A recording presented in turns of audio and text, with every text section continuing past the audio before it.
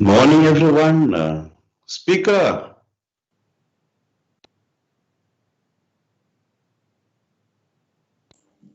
Morning, Councillor Chikola. I don't see the speaker in the meeting, but perhaps the municipal manager can tell us whether this meeting is going ahead or not.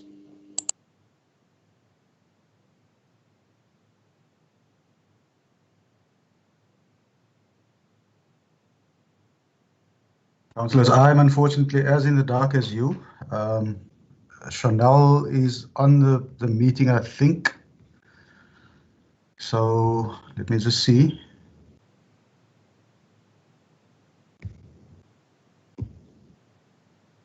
Chanel, if you're on the meeting, can you just check from the speaker what the situation is, please?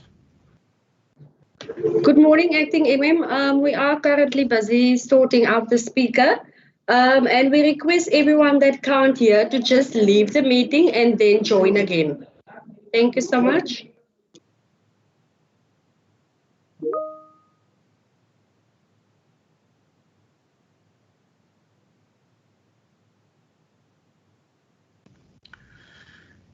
Chanel, just put a message on the meeting chat, because if people can't hear you, they wouldn't have heard what you said now. So just put a message on the meeting chat, please.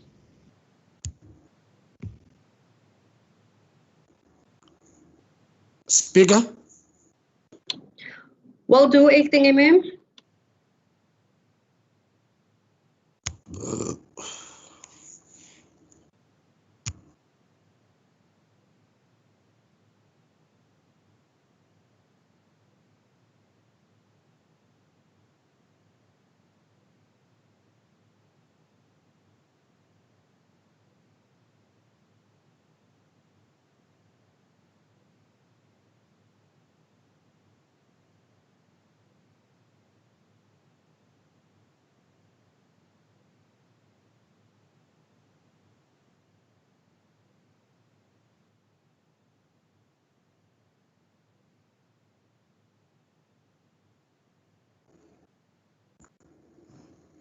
Speaker.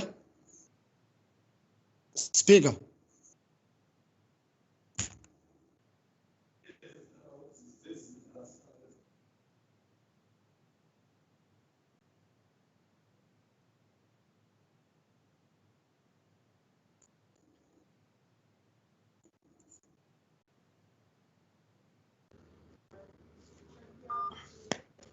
Naomi, are you back?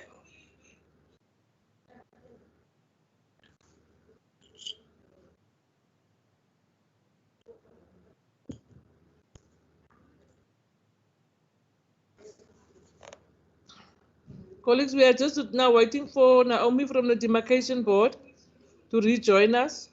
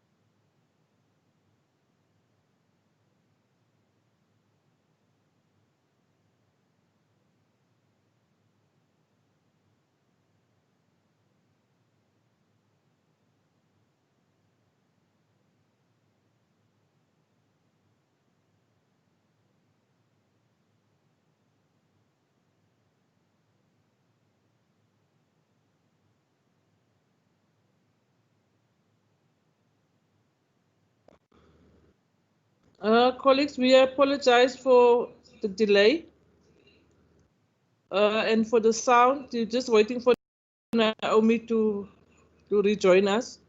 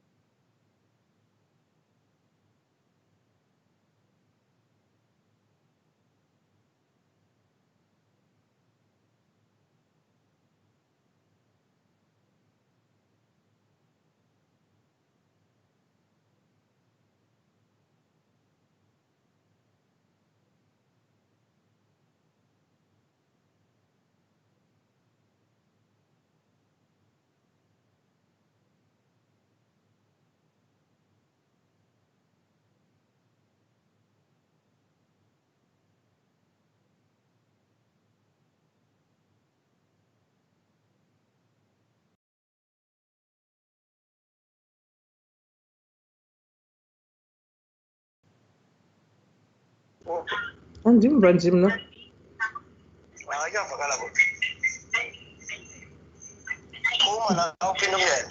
Chanel?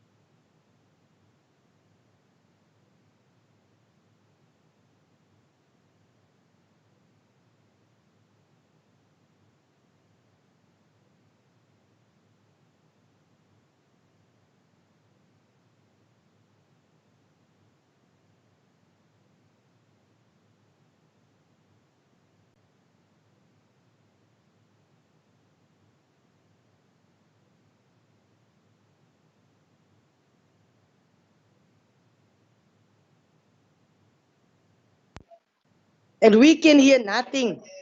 And we can hear nothing.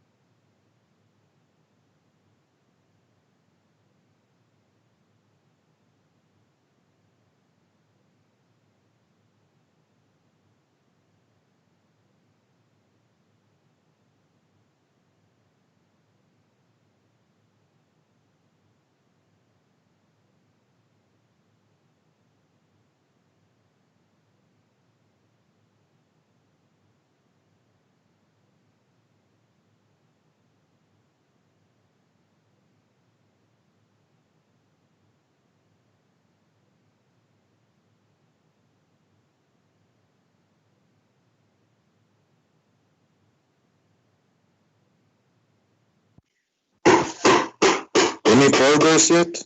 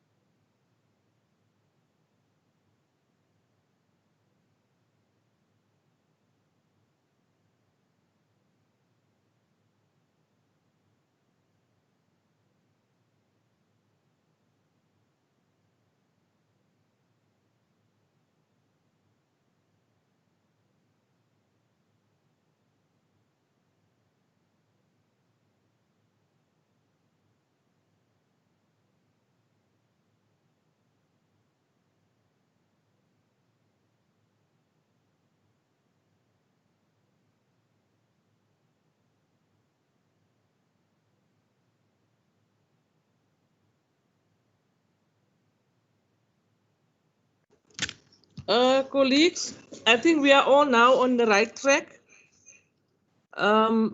We are just now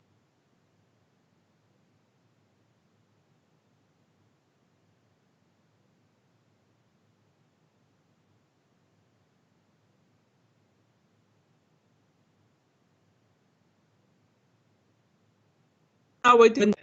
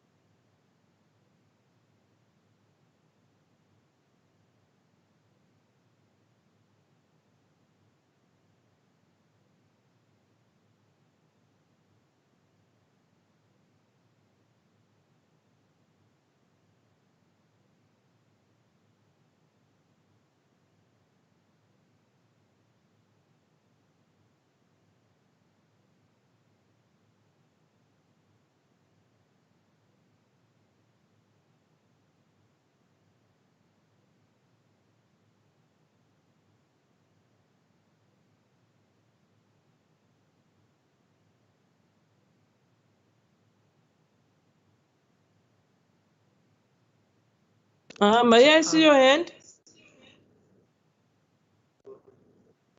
No, thank you, Speaker. Now, I just want to make sure that I'm still online because I didn't hear anything, but it's fine.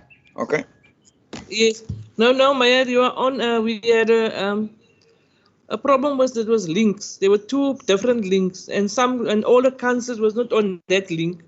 They were on a different link, and some people couldn't hear the meeting. It looked like we had two meetings. We're just trying to sort it out, and we are now just waiting for Naomi from the demarcation board to come back on. Okay, thank you. Thank you, Maya.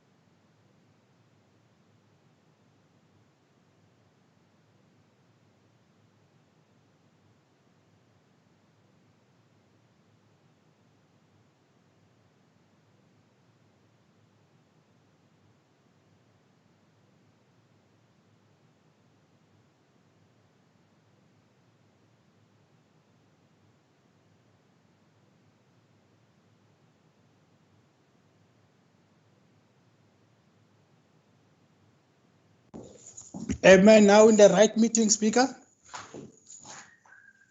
Is this now the right meeting now? Yes, I can hear you, Councillor Matika.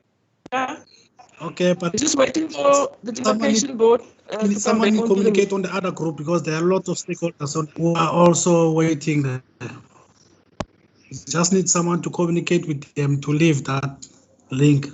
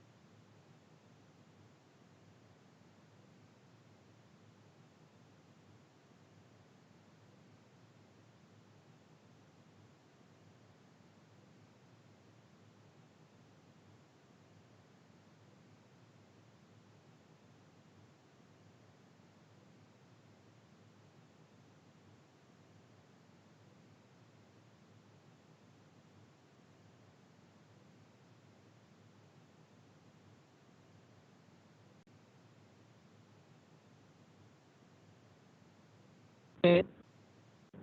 Then Naomi, I can see you are back.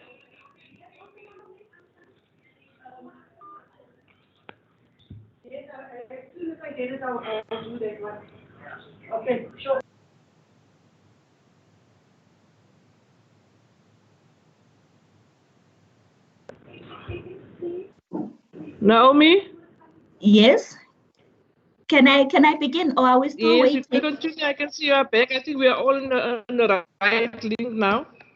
Okay, let me continue then.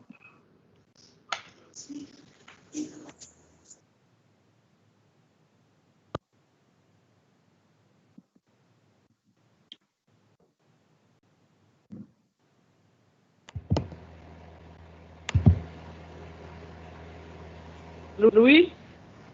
Yes, sorry, there's still a lot of other people in the other meeting that hasn't Hello? joined yet. Sorry, I'm saying there's still a lot of other people in the other meeting that has not joined here. I'll just wait for 5 more minutes for them to join then. Okay, then Naomi. All Thank right. you.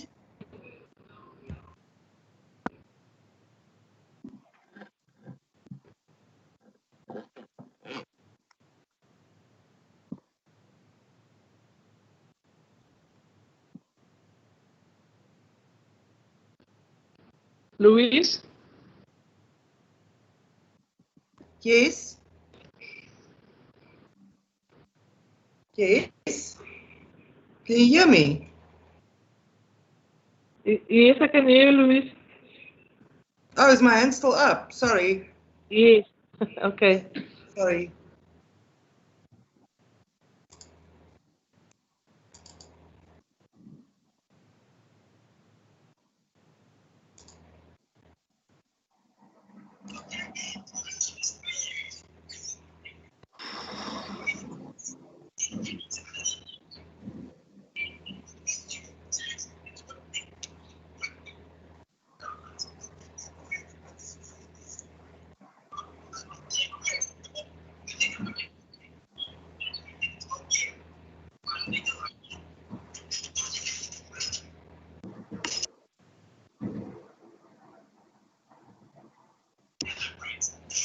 There are still 9 people in the other meeting, including Jackie.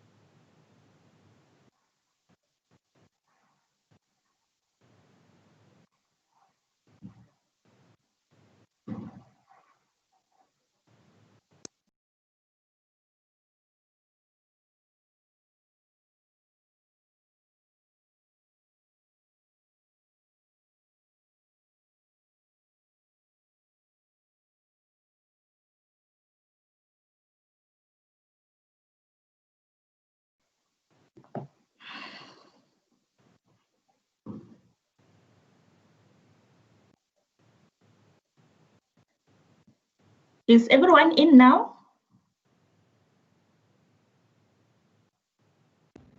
They are still We are not yet. There's still They are still connecting. yes. four people in the other meeting.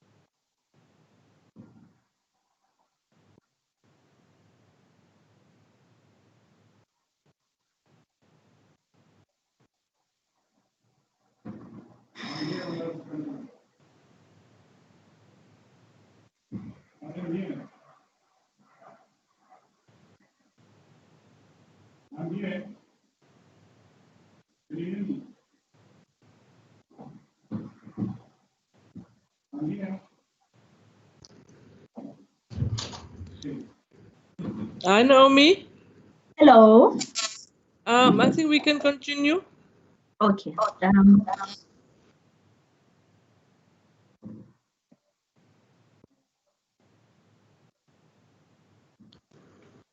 Okay. I'll just start from here because I know other people were not able to join in, but I will be a bit fast. So every 5 years, the MDB delimits wards in metropolitan and local municipalities for electoral purposes.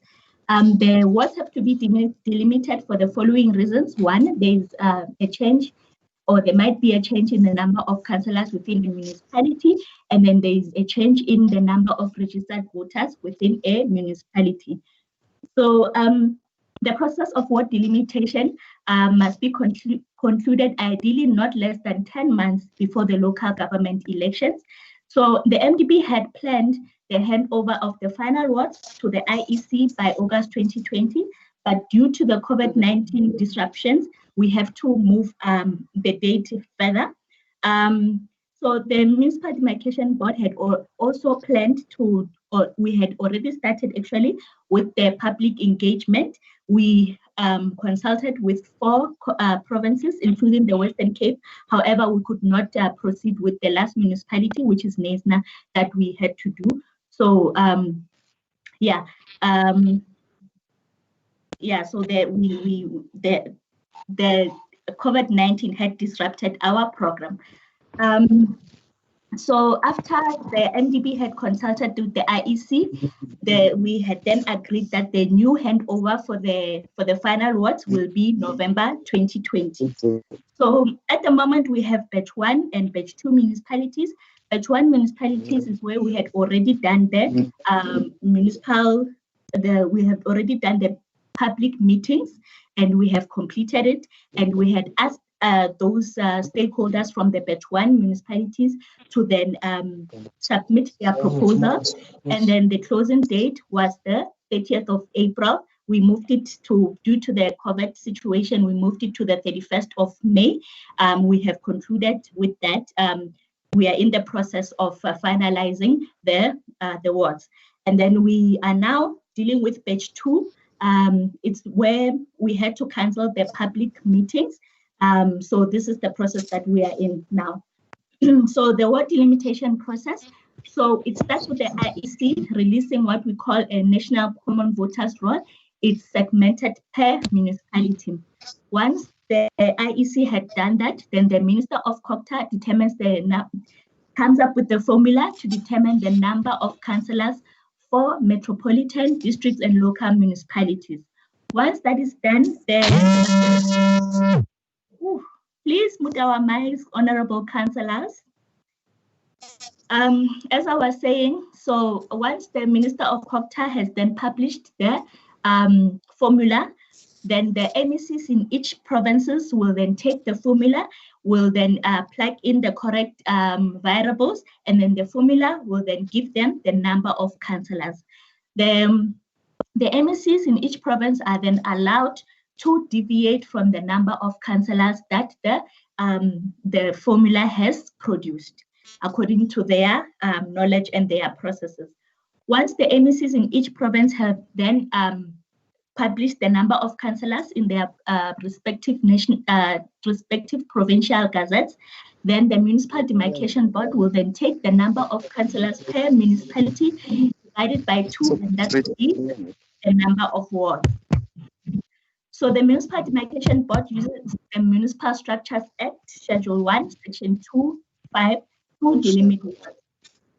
Once the Municipal Demarcation Board has finalized ward delimitation, they will then hand over the wards to the IEC so that they can prepare for their local government election.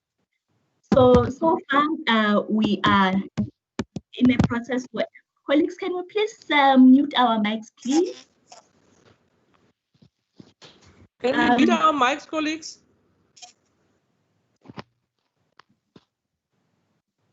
So the status for the ward delimitation process, where we are right now, we have already calculated the number of wards using, we've received the number of councillors from the MECs, and then we have divided by 2. Now we have the number of wards for each municipality. So the Municipal Structures Act has a criteria called the norm. The norm is the average number of councillors that a ward may have in a municipality. So how is the norm calculated? It's the total number of registered voters in a municipality divided by the number of wards.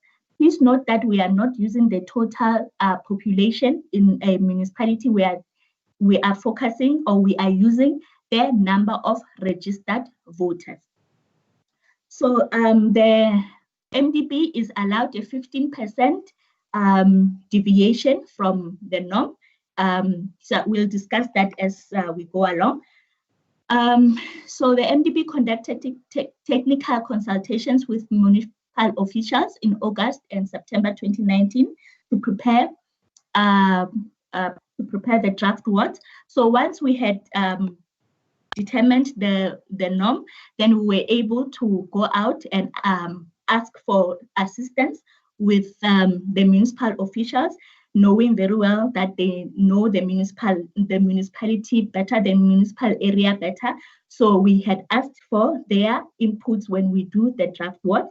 The draft wards are not legal, which means that they have no legal standing. They are not the final wards. The reason why we did that is because when we go to the public, we wanted to have a template or something that we could help facilitate the word delimitation. We can also explain from then on how we come up with the words.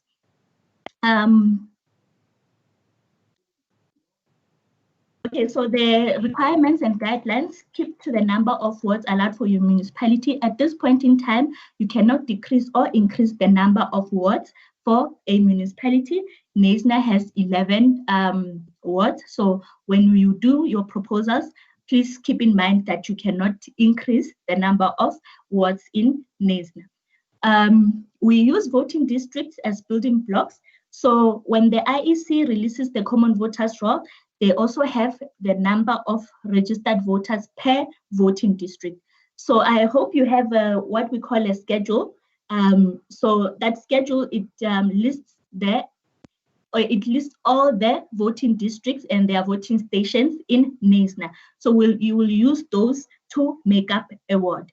I'll explain as time goes by, and then ensure that wards are contiguous.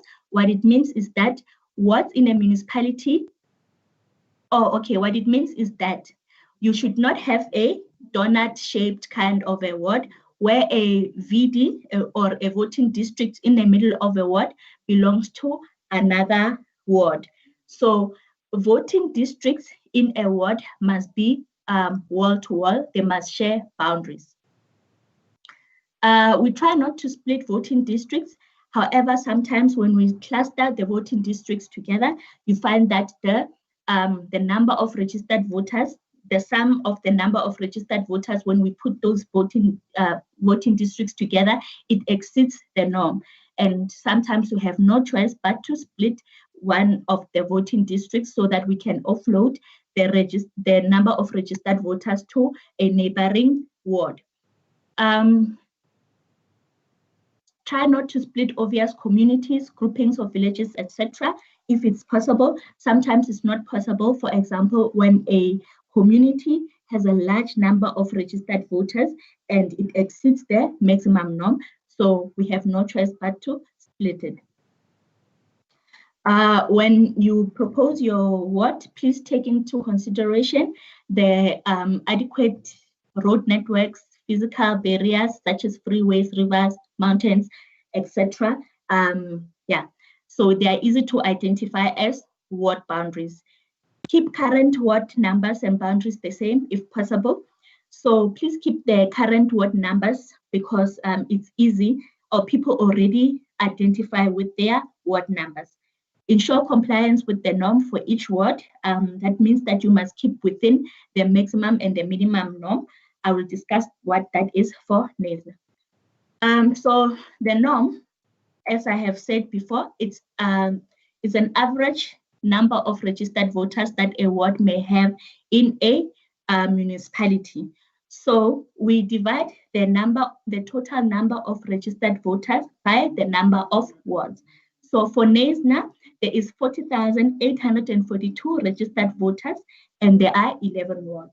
So 40,842 divided by 11, it gives us a norm or an average of 3,712. If we plus 15% to 3,712, we will get 4,268. If we minus 15%, we'll get 3,156.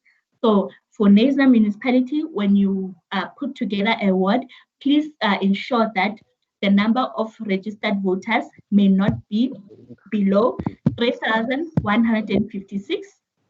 That is the minimum norm, and then it may not go above 4,268.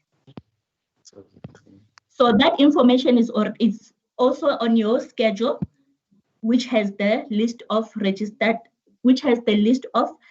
voting district, and also the corresponding number of registered voters per district are also in that document. Okay, how to create a ward?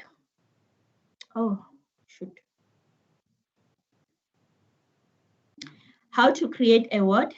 So this purple polygon is an example of a voting district, and the red number in here, it's the number of registered voters. So we put together neighboring voting districts and they will give us a ward. In this example, you can see there's a table on your right. The voting districts are listed from 1 to 6. The registered voters are, the number of registered voters per these voting districts are listed as well. So in this example, we use an example where the norm is 1,000, right?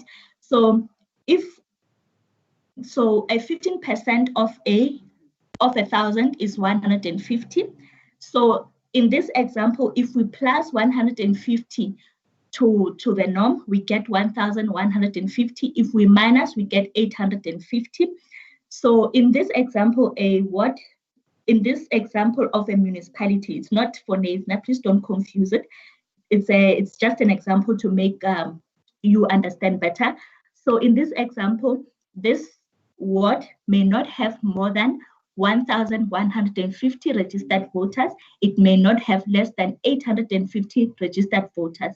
So if we look at the table in the column of registered voters, we plused we summed all the registered voters in all the VDs. It gives us 1,105. So this ward is compliant because it does not have more than 1,150 registered voters. It does not have less than 850 registered voters. So some settlement, some challenges that we have come across. Some settlements or traditional council areas are large, and that's not always possible to limit them in a single ward.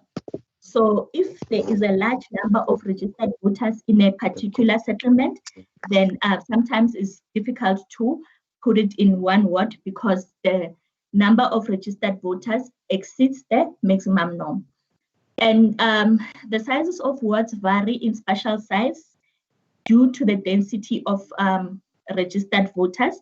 So, for example, a ward in a residential area, in an urban area, or in an informal settlement will be slower. I mean, not slow, will be smaller than a ward which covers farms, for example, because farms, it's large areas which don't have a lot of people living there. So the number of registered voters is usually small. So we have to put then more areas together to make up the minimum norm. Okay, and then another challenge that we have is lack of understanding of legislative provisions. For example, we have gotten some requests as the demarcation board to increase the number of councillors or to increase the number of wards. And obviously that is not our mandate. By the time we start with the ward limitation, those issues have already been dealt with by the MEC and by the Minister of COGTA, by him providing with the formula to determine the number of councillors. And then another problem that we have is uncoordinated and contradictory submissions from stakeholders or communities. So you'd find that, let's say, 5 people are making a submission to the Municipal Demarcation Board on the same wards. However, their requests are so different. So that is a challenge because which one do we take? So it's like us as the Municipal Demarcation Board has to then make a decision on which one, or how we're going to fit them together or something like that. So it would be much easier if you as the stakeholders come together and come up with a submission that will suit, or not necessarily suit, but that you all agree on. Okay. All right, so this is it's a map, it's an example of the varying sizes of wards. If you look at Ward 4 as it stands right now, it has 510 square kilometers. So this is an example of a ward that covers farm areas. And then you have Ward 6, which covers only 2 square kilometers. This is an example of a ward that covers a very congested area. It could be an informal settlement, it could be a residential area. Yeah, so that's the difference. You can find such differences in a municipality. So how to submit proposals? So we have 3 forms as the MDB. We have MDB1. So the MDB1 is used by the municipality if they agree after consultation with stakeholders and the community, if they agree with draft 1 as it stands, as the Municipal Demarcation Board has released, so they will fill in MDB1. MDB2 is also filled in by a municipality after consultation with the community and their stakeholders, and they do not agree with some or all the wards in that the Municipal Demarcation Board has proposed as in draft set 1. So there will be a section where the municipality can say which wards they would like to change, and or rather which wards they are happy with, and there is another section which wards they would like to change. And then there's also a provision on that you can write how they would like the wards to look like. So MDP3 is filled in by anyone who is not a municipality, be it an individual, an organization, a political organization. They fill in MDP3. There's a section where you are allowed to state which wards you are happy with. There's also a section where you are allowed to say which wards you are not happy with and how you'd like the wards to change. When you send submissions, please send it to registry@demarcation.org.za or fax to 012-342-2480, or you can WhatsApp. The WhatsApp number is 072-819-8220, or there is an online submission form. Please copy the website where you can get it. It's https and then /arcg.is/big T FIN and a big O. All submissions must be sent to MDB by the 31st July 2020. So how to submit a proposal? So you are not obliged to use the form. However, when you do your submissions, so that we can also understand from the Municipal Demarcation Board what you are trying to communicate. If you are going to change a ward, you will write down the ward number that you would like to change. Example, in this example will be Ward 4. And then you will then list the voting districts that you would like to belong in Ward 4. So, like I said, there is a schedule. If you don't have it, you can send me an email. I will send it to you. The schedule, also the municipality has it, so you can also ask from them. So the schedule has all the voting districts that belong to NESNA, together with their voting station names, together with their respective number of registered voters. So please use those voting districts to make up a ward. So you will write down the voting district number or the voting station name that belongs to the voting district. You will list all those voting station names or voting district number that you would like to belong in the ward that you are trying to change, right? And then you will also write down the corresponding number of registered voters.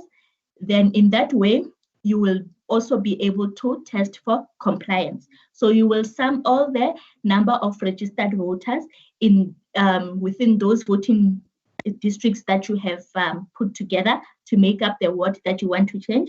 You will total it, and then you will find the number of registered voters, and then you will check whether it's exceeding 4,268 or it's below 3,156. If it's not within that range, then you must make some changes, because as the Municipal Demarcation Board will then reject it on the norm.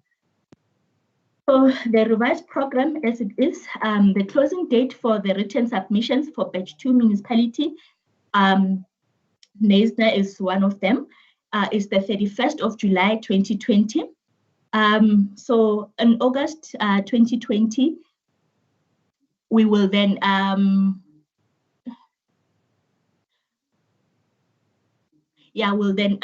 what do I want to say? We'll then look at all the submissions, and then we will analyze them, and then we'll analyze them. After that, when we have already analyzed them, then we'll present the draft wards to the board. The board will then make a decision on the on the wards, right? So once the board has made a decision on the wards, according to the submissions that we have received, then we will publish what we call a draft set 2 for objections. So the draft set 2 for objections, we give the public 14 days. If you are aggrieved by the draft set 2, or you do not agree with the draft set 2, then you are allowed to write to the Municipal Demarcation Board and say which wards you are not happy with, and why you are not happy with them, and also how would you like the wards to look like. So after the 14 days, please note that the 14 days also include the weekends and the public holidays. So it's not 14 working days, it's 14 days including weekends, and so it's 2 weeks.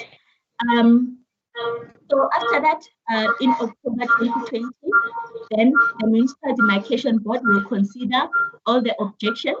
The Municipal Demarcation Board can then decide whether to change the wards, according to the objections, or keep the wards as they are as per draft set 2.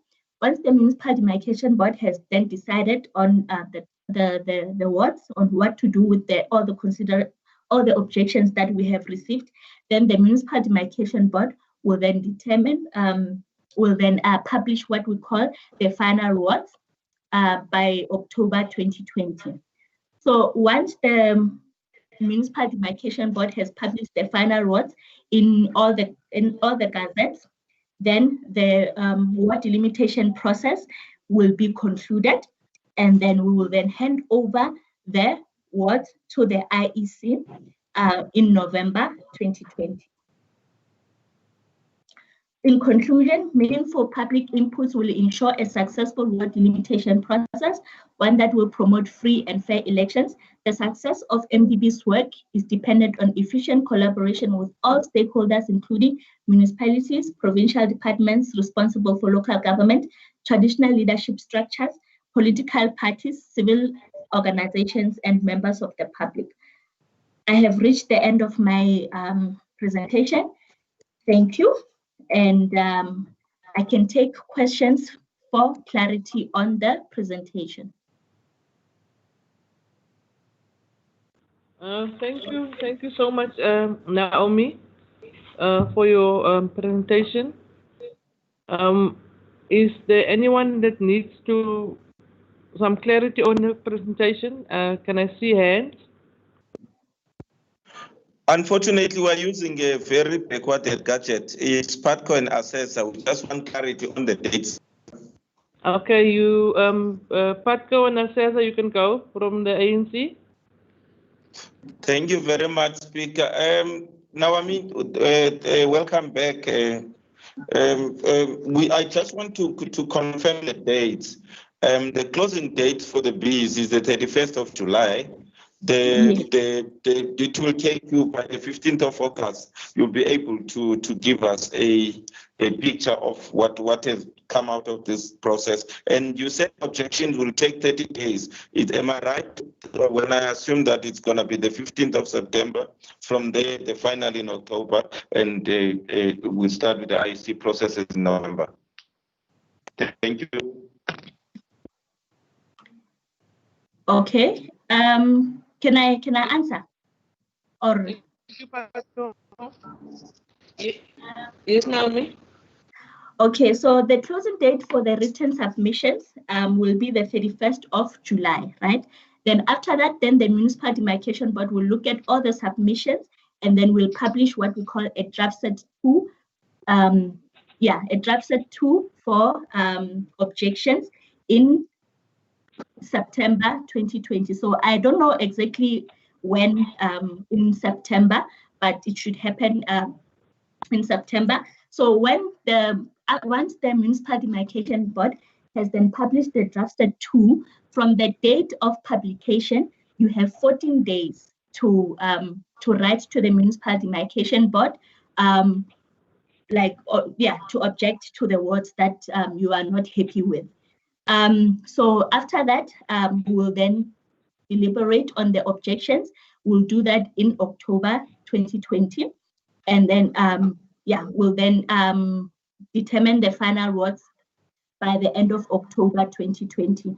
So we are chasing the deadline of November 2020 so that we can give to the IEC so that they can also start preparing for the 2021 local government election. So I don't have the exact date.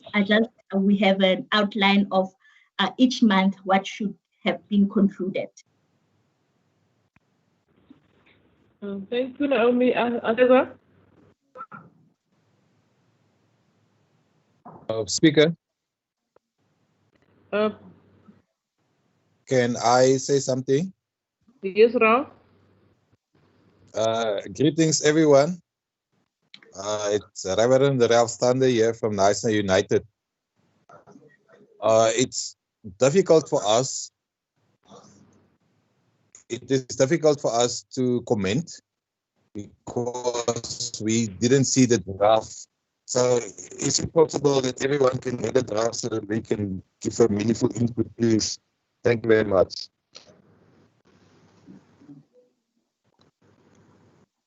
Okay, the draft words, you can get them from myself. You can write an email to Naomi, Naomi, @demarcation.org.za.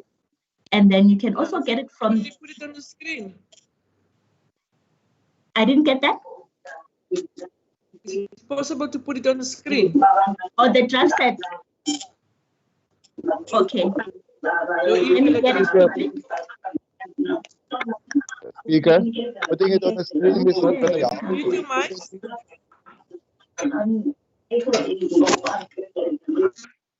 Can you mute your mic? Okay.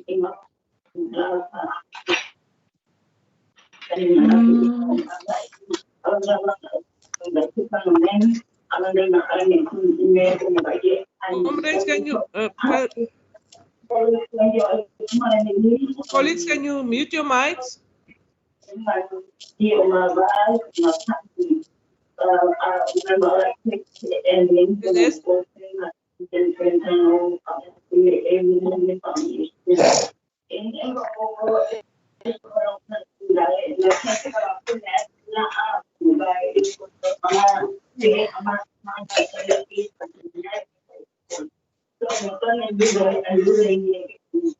Is it not possible for an administrator or the host to mute the mics?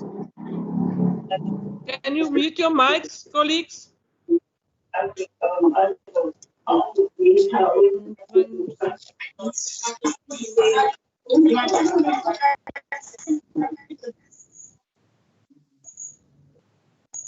I've muted them.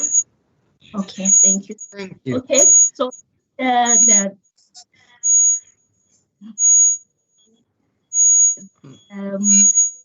as I have spoken, it's the front of the number of that is there, the municipality, the number of councillors is there. There's number of- interference. Yeah, breaking up. The number of wards is 11. Minimum norm 3,156. The maximum norm 4,268. And then go to the second page. We'll then see the number of the voting district listed for Ward 1. Yeah, so that's the schedule. I don't know if you would want to go.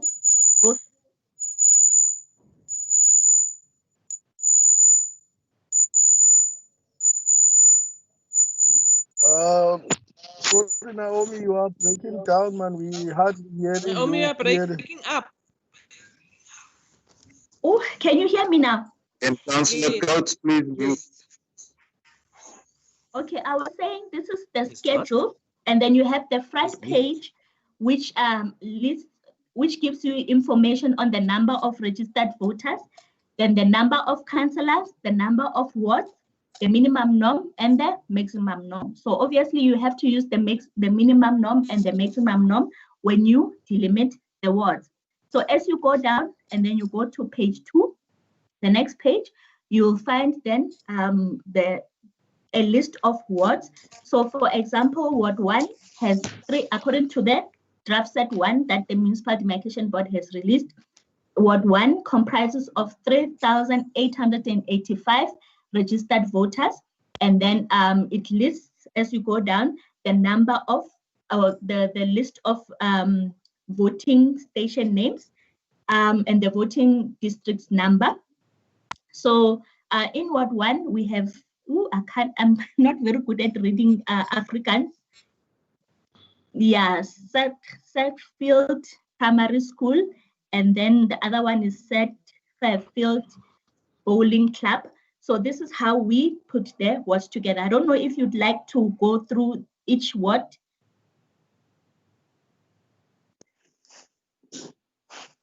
Speaker, some of us have had our hands raised for some more time Yes, now. Councillor Spies, I see your hand is up. Councillor Spies? Yes, Speaker. Thank you very much. Councillor Rowan Spies, Garden Route District Municipality. Speaker, according to the presenter's own slides, there are two reasons why the wards should be changed in a municipality. If we have received more councillors, or if the number of voters has changed so much that it requires more wards. Now, those two run into each other. If you have more voters, then you're definitely going to require more councillors. Neither one of those things have happened. So I don't understand why there is a draft change to the current set of wards. Number two, you have the presenter said that there are legal requirements. Legal requirement number 8 says that they should try to keep the wards the same as if possible. So I don't understand the driving rationale between the proposal to change the current ward delimitations. The geographics doesn't make sense. The change in norm numbers. If you're trying to get close to 3,700 voters, then Ward 4 and Ward 11 doesn't make sense. If you're trying to keep the service delivery issues in the same kind of line, then Ward 6 and Ward 3 doesn't make sense. But as I said, the first obstacle for me is that there is no reason to change the wards as it stands and according to the demarcation board's own regulations. Thank you, Chair. Sorry, Speaker. Okay, Councillor Spies. Naomi. Okay, I can respond. So the number of, okay, let me just say that the number of registered voters can change, but it might not warrant more councillors. So that is a process that is dealt with by the MECs in each province. So what has happened is that the number of registered voters has changed. However, it did not warrant an increase in the number of councillors. Hence, the norm has changed, right? So because the number of registered voters has changed, if we divide it by the number of wards, which is 11, obviously it will give us a different norm, and that is why the norm has changed. Okay, so we have said that we should keep the wards the same if possible.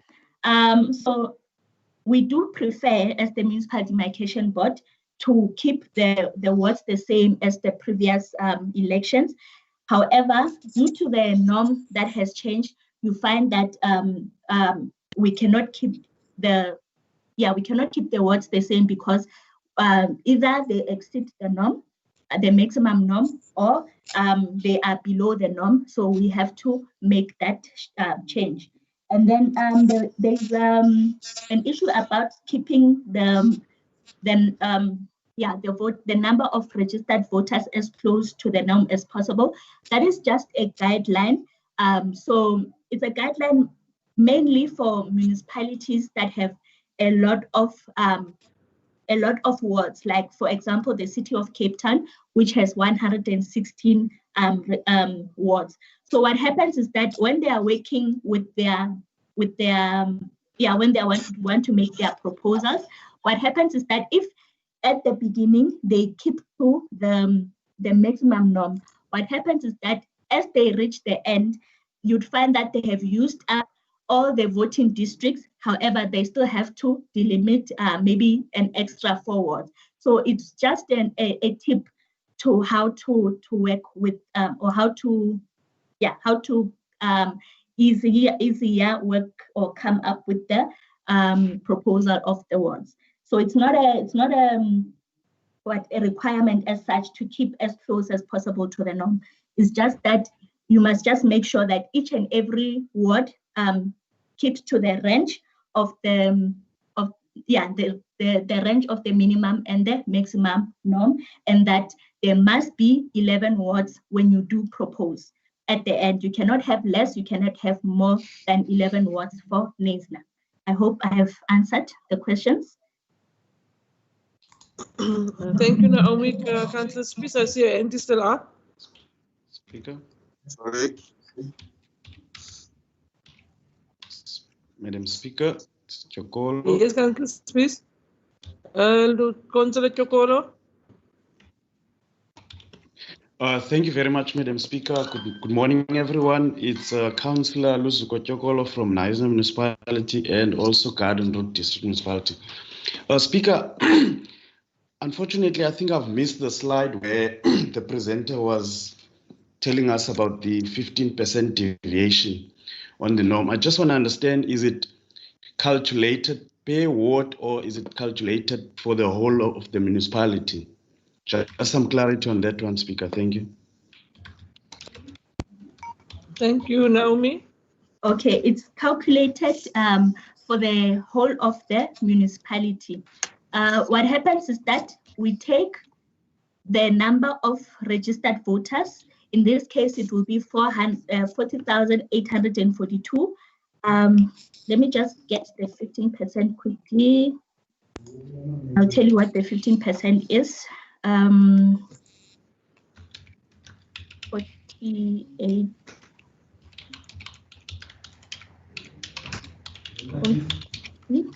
8.2. Here's my percentage. Times 0.15.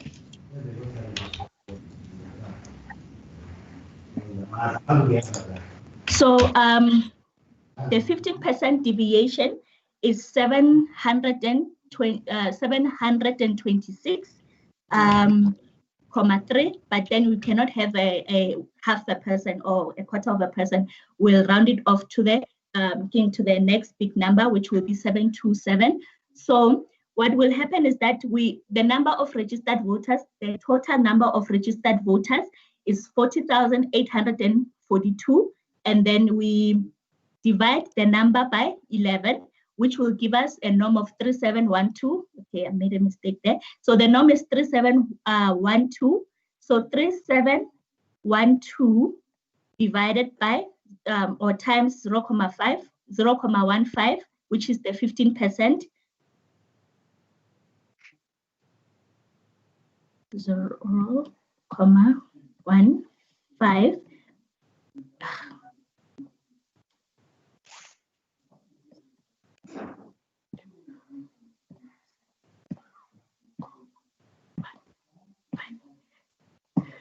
It will give us 46.8. Oh, my calculations are not, no man. Let me use a normal calculator, not this one. Not capturing my things. Well, 3712.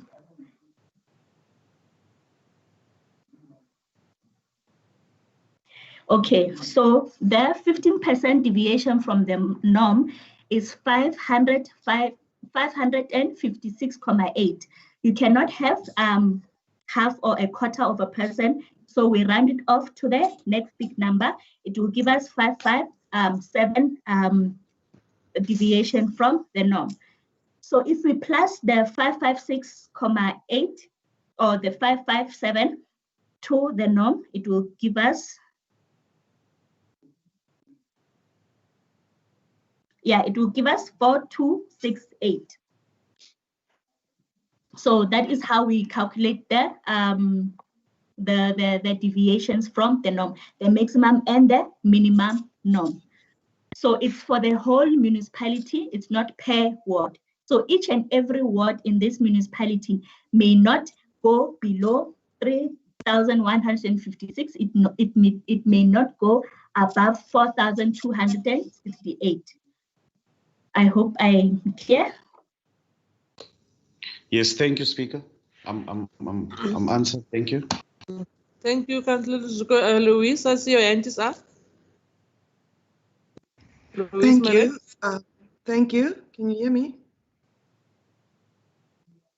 Can I go Yes, on? you can go. Thank you. I'm Louise.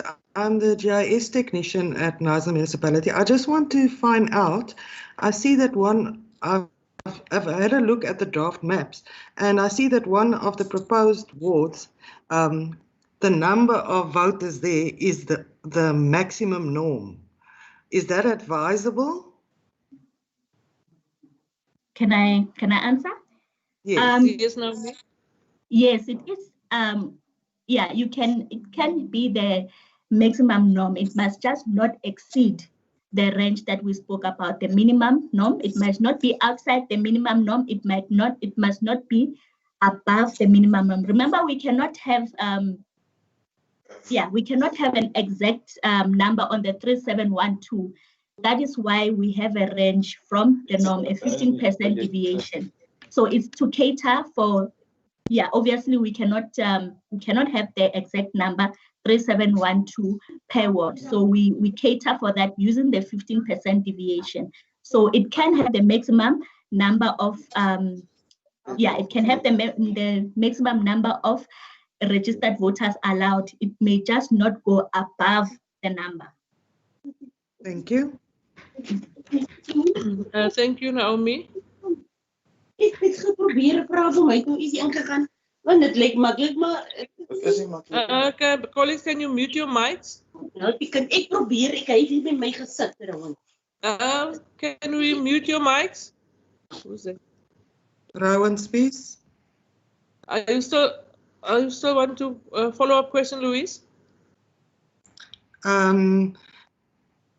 No, that's fine for now. Thank you. So it's still up. So thank you. Colleagues, is there anyone else that want to ask something before we conclude this presentation?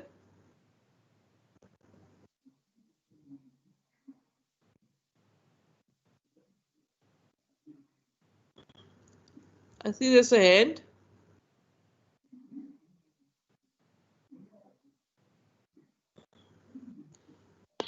The alderman.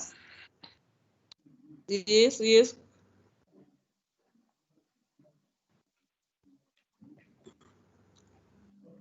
Maya? Can you hear me? Yes, we can hear you. No, thank you very much, Speaker. Good morning, all. Speaker, just a very stupid question, man. I see we make provision for objections, whereby people, institutions, political parties can object. Net 'n dom vraagie, man. What is the purpose of those objections? Is it just a type of procedure that you need to follow just for the sake of having objections there? Or would people look very serious at objections? You don't want to make or render an objection. And eventually it was just a question about the demarcation board can just go out there and tell people, we've received objections, we looked at it. A simple thing is I don't want to raise objections just for the sake of raising objections. I need to know that people will take it seriously. Thank you very much. Thank you, Maya. Naomi? Okay, yes, the demarcation board does take the objections serious. We do consider the objections and the reasons behind it, and then it is up to the board to then decide whether to change the words as per the objection, or if we feel that the objection is not does not keep in line. Some of the objections are not compliant with the norm, or is not in line with the criteria then we have no choice but to not take their objections. But yes, we do take the objections seriously, and in some cases, yes, we do change the words according to the objections. But obviously now we are on the process of getting submissions. No, thank you very much, Speaker. Thank you, Mayor. Colleagues, if there's no one else that want to ask a question for clarity on the presentation from the demarcation board, I think if we did on the presentation, it was said that we can then make our submissions to the demarcation board. Mayor, it is still up. It's an old hand. Sorry, because I just raised it. I just raised. Thank you. Yes, thank you, Mayor. Louise? Speaker. Thank you. I just want to find out if there was any submissions or any ideas from the municipality to the Municipal Demarcation Board in this draft set. I haven't looked at all the submissions so far, but yes, there has been some submissions, but I can't tell you which institutions have already submitted. But yes, there's been some organizations that have already put in the draft their submissions. Sorry, can I just make that clear? I'm talking about the draft set as it has been published now for comment. Yes. Did anybody help you or contribute to the draft as it is at the moment? Yes. Last year, or now it's 2020, yeah, last year in October, we were in the Garden Route municipality, the district municipality. We had called all the municipalities within that district to come and help us to come up with the draft words as it is now. Thank you. Can I just request from the municipality side, as the GIS officer, if anybody was at that meeting or gave any information or so on, if you can please contact me so that I can have that for mapping purposes, please.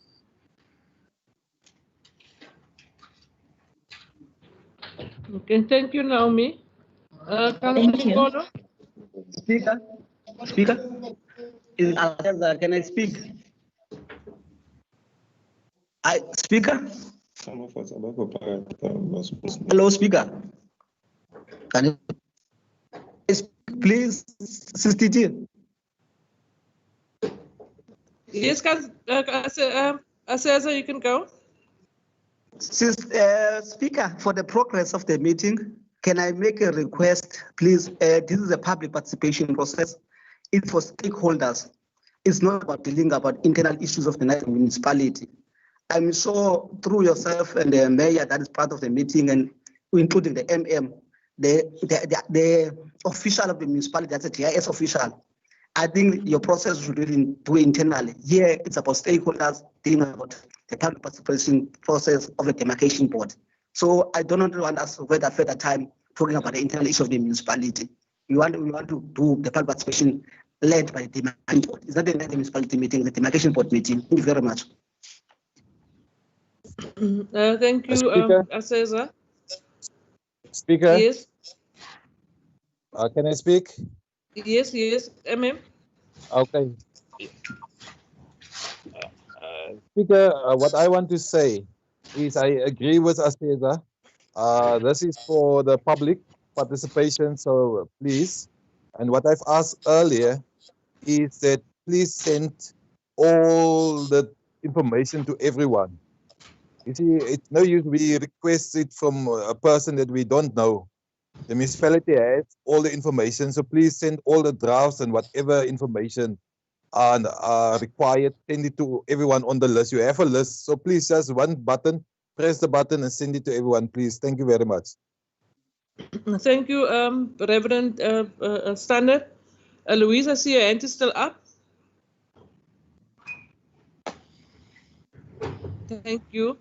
Colleagues, I think we all agree the way forward now. We've all engaged on the presentation, and now the floor is open that we will now all have to submit our submissions to the Demarcation Board. I think at this time I need to thank you, Naomi, for the presentation, and Reverend Ralph, you are correct. We will email all the information that's needed to all the stakeholders that's on our list, and those who are not on our list, we will also take their details. Maya, I see you want to say something. Maya? No, my apologies, Speaker. Ek raak oud, man. Listen here, let me abuse your meeting, man. Let me abuse your meeting. The mayoral committee, just remember there's an urgent meeting just after this meeting on Teams. Thanks. Okay, thank you so much. Speaker, Naomi? Speaker. Councillor Chokole? Speaker. No, it's Patco, sorry. Oh, okay, Patco. Councillor. Yes.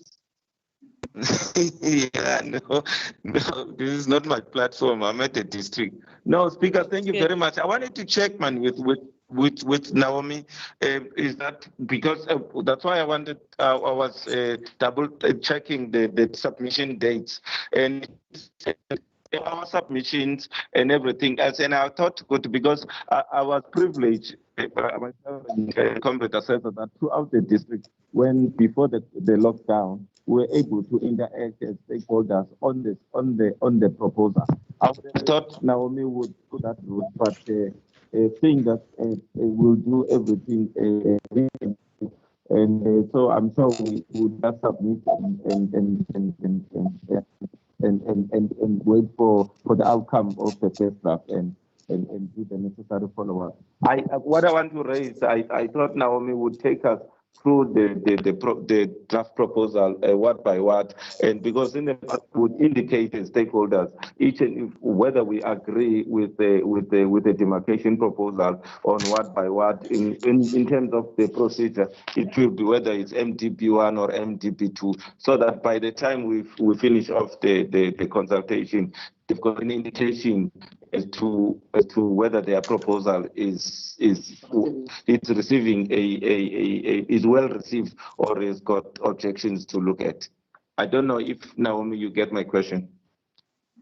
I'm a bit confused because you were breaking as well. Are you saying you would like to engage on the draft words, word by word, just to get a feel of like what the honourable councillors would like their words to look like, or whether they agree or do not agree with the draft words?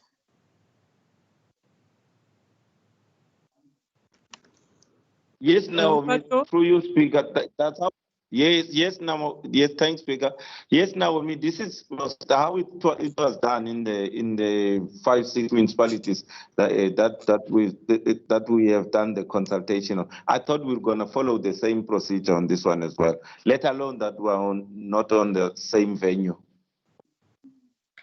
It's not a problem on my side, Speaker. But on my side, I don't have a problem. We can still do that. But just remember that even if we do go through the words one by one, please note that you still have to submit to the Municipal Demarcation Board in writing. Allow us to accept us. I'm used to the old style of your presentation, so I'm sure I'm finding myself to adapt to the visual one. But I'm sure it will be to the benefit of all of us, and if you would have to do that. Yeah, I don't mind. No, I mean you can continue. Okay, we can look at Ward 1. Any comments on Ward 1?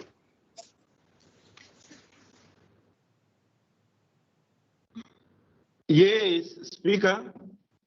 Yes, Marco. Yes, Speaker. Is Aseza from the African National Congress. Good morning. Good morning to everyone. Welcome, Naomi. Naomi, just from the ANC, we would like to do a submission of Ward 1. And Naomi, I wanted to run through all the wards, but let me just do Ward 1. We don't agree as the ANC with Ward 1. Based on the guidelines of the demarcation that you have gone through this morning, the ward is with, there's a VD of Ward 1 that is with Ward 2. As you say, that a ward must not be a donut shape. That ward is donut shape. So within the voting district, you first pass the voting district before you reach other ward. So the ward does not serve, and it does not serve it as a donut shape, as I was saying it. And also too, there's no connectivity between that ward and the actual ward. So there's no same services, so there's not the same communities. So it does not serve the purpose. So that we do not support the demarcation board on Ward 1. Can I just make a comment quickly? Yes. When you talk about the donut shape, what we are talking about is that if you've received the maps, right? So this voting district, they are wall to wall. I understand that we might have a different understanding because obviously because of the road networks and how you would travel to go from one ward to the other, you might find that you do it creates that kind of a picture that it's a donut shape. But what we are talking about when we talk about contiguity, like on the map, it must the wards must be walled. The VDs must be wall to wall. So just double check that, because you might find that according to you, you are submitting a contiguous ward, but when we check it on a map, then it's not that way. No, Naomi, thank you very much with that. It's not a wall to wall, as you're saying it. And also, Naomi, what we did as we have walked the ward, as we're saying it. We know exactly, and we have already submitted alternative mapping for the ward. Yes.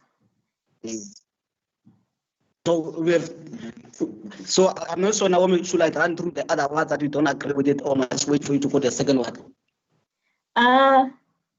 Can we get all submissions or all comments on Ward 1? We can go ward by ward. Okay. Speaker. No, thank you very much, Naomi. Speaker. Speaker. Can I say something? Yes. Say something. Speaker, the problem. No. Standard. Okay. Speaker, the problem that I have. Yes. There's someone else that is also active. Can I speak now?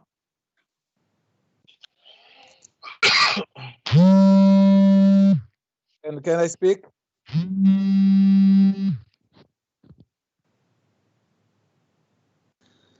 Speaker, please. We are breaking Hello. up. Okay, Speaker, what I want to say is it's difficult for us.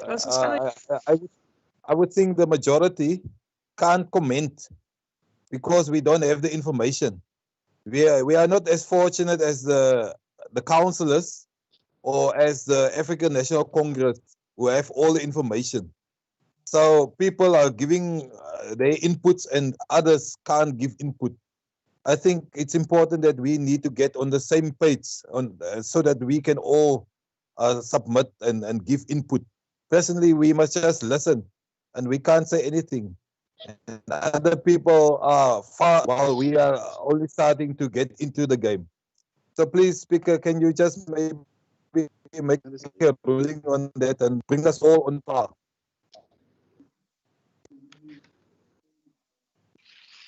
Thank you, Aseza.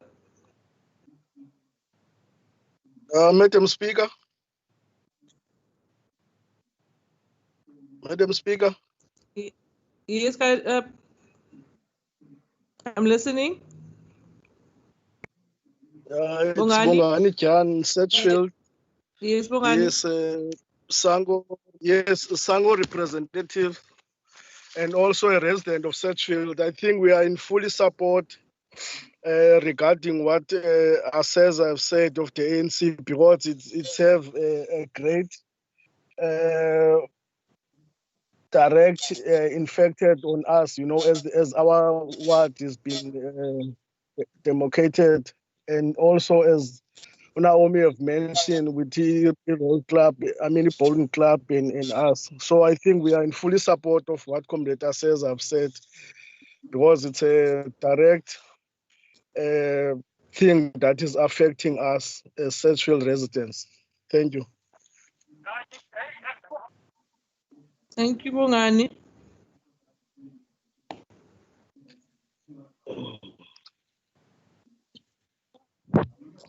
Naomi?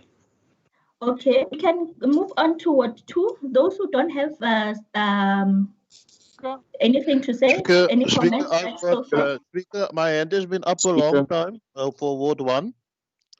Can I also comment? Councillor Davis? Yes, so if you study the documents, Speaker, you will find that you have two options for Ward 1. The challenge is that you'll see that it is actually side to side. If you look at the map, it is actually next to each other. So, and in terms of the numbers and the norms, it works out perfectly in terms of fairness. So I would disagree with the others. But as I said, you've said, Speaker, and through the Naomi, that we need to put our submissions in writing, etc., and then it will be engaged at that level. But it's very, if you look at the documents, it's clear. The alternative is then to move the whole of Sedgefield, with back to how it used to be in the past, but we can't do that. So this is, in terms of the numbers, it's the best way to do it, and it is, in fact, if you look at it, it is in fact next to each other. So I would then just say that I would disagree with that, because we're seeing it obviously from different angles. But thank you for that, Speaker. Thank you. Speaker? Yes. Speaker, Councillor Spies. Yes, Councillor Spies. I see your hand is up. Speaker? Thank you, Speaker. Speaker, I would just like to request that if we're going to have an objection on one basis for Ward 1, for instance, that objection must be carried through all the wards. You can't object at Ward 1 for obvious communities and a linear and boundaries being next to each other, and for VDs to be close and obvious. And then when you get to Ward 6, then that objection doesn't hold. Then you don't make the same objection because the draft doesn't fit all of a sudden. So if you make an objection on the basis of one issue in Ward 1 or Ward 10, or Ward, that the objection must be uniform. Speaker, that it must apply to all. Order, yeah. Just a point of order, Speaker. Yes, Speaker. Councillor Yes. Yeah, no, just a point of order. We're saying is that it's an MDB process, and I would have thought we agreed earlier that Naomi must take us through word by word. I don't think it's correct for Councillor Spies to direct a meeting in such a, because we're different stakeholders from the different backgrounds. So I would my understanding is that we will register the support or not support on each and every word that Naomi will take us through. That's why we're prompting that Naomi take us through word by word, and so that we deal with it on a word by word basis. And it can't be one blanket thing, one size fits all. So I want to push that. Let's allow Naomi to go through those stakeholders that want to agree, indicate so. Those that want to dispute, indicate so. Speaker? Speaker? Yes. I was still on the floor. Speaker? Speaker, please I don't see recognize. your hand, I just hear a voice. Can you put up your hand? Councillor Kraut? My hand was been long up, Speaker. I just need Councillor Spies to conclude, and then I will give it to you. Councillor Spies? Thanks. Thank you, Speaker. Speaker, my starting conversation was not about directing a meeting in any way. It was to request that we carry the rationale of objections or agreement through from ward to ward. And that is a request to the demarcation board. It's not a request to the ANC or to Knysna United or anybody else who was on this meeting. That is a request to the demarcation board that there is actually a legal requirement to have rationale and follow through on the rules of how you proceed through this process. That you can't, from one end, have an objection to how the ward is delimited in Ward 1, but then it's not, that objection doesn't hold for Ward 7, Ward 6, Ward 5, Ward 4. And that's what I was requesting, that process be followed with rationale and reasonableness. Thank you, Chair.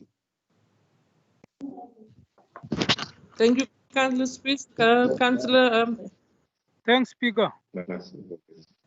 Speaker. Yes. Sean from Samuman, Speaker. My hand was been long Yes, way up, Speaker. Yes, Sean. Listening. Thanks, Speaker. We are still on Ward 1, Speaker. We as a SAMU Speaker, we want to fully support the African National Congress, also the SANCOM. We are fully behind of them. Thank you very much. Thank you. Can I come in, Speaker? Yes, Councillor Tukolo. Yes. Thank you very much, Speaker.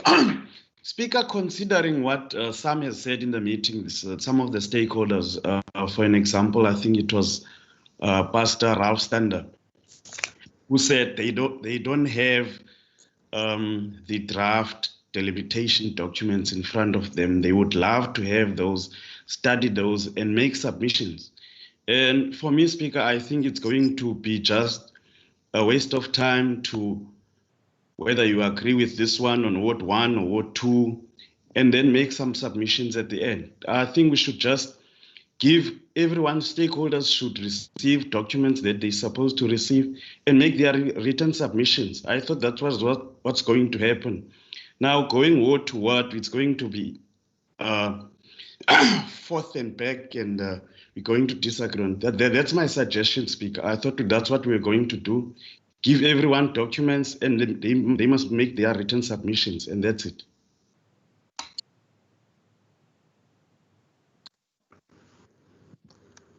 Councillor Tukolo, we have already agreed that we are going to go ward by ward. Now, Naomi was just busy doing that. Yeah, okay. Speaker? Yes. Yeah. Thank you, Speaker. You're speaking to Pumla from the Stakeholder Women's League, ANC.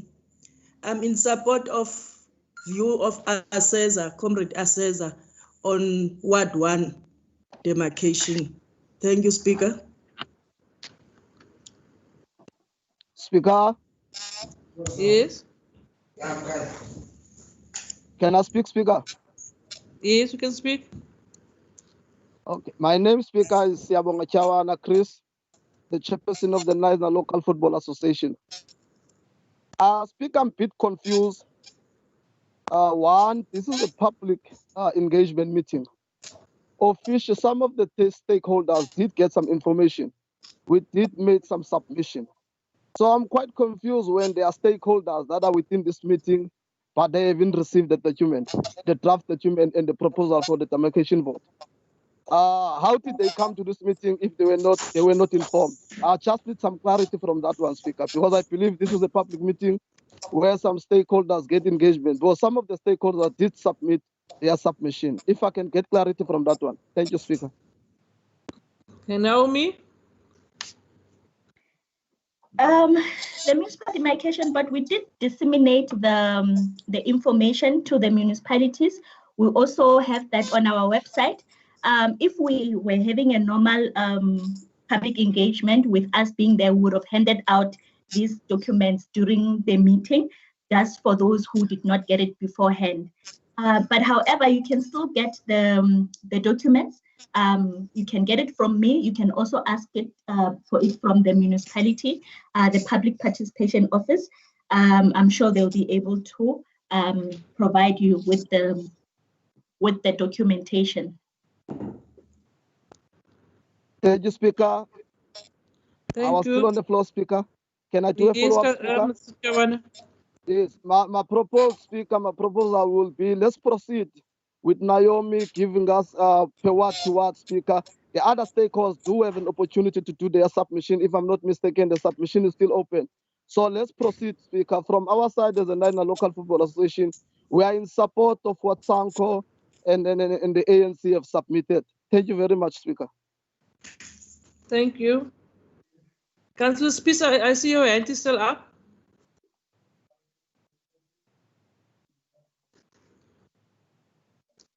Naomi, can you proceed? Sorry, Speaker, can you repeat that? No, I see your hand is still up. Oh, sorry. Okay. Naomi, can we proceed then? Yes, we can proceed. I just wanted to make a comment that, remember, this is not a decision-making meeting. So even though somebody says something that you do not agree with, we don't have to go into debate about it. The main thing is that all these submissions will come to the Municipal Demarcation Board, and then we'll weigh all of them according to the criteria. If, for example, yes, you do make your ward, and then it affects another ward badly, we'll also consider those dynamics, and then we'll decide what to do with the submission. So you don't have to worry about what other people are saying. As the Municipal Demarcation Board, we will make that decision. So can we proceed to Ward 2? Yes, Naomi.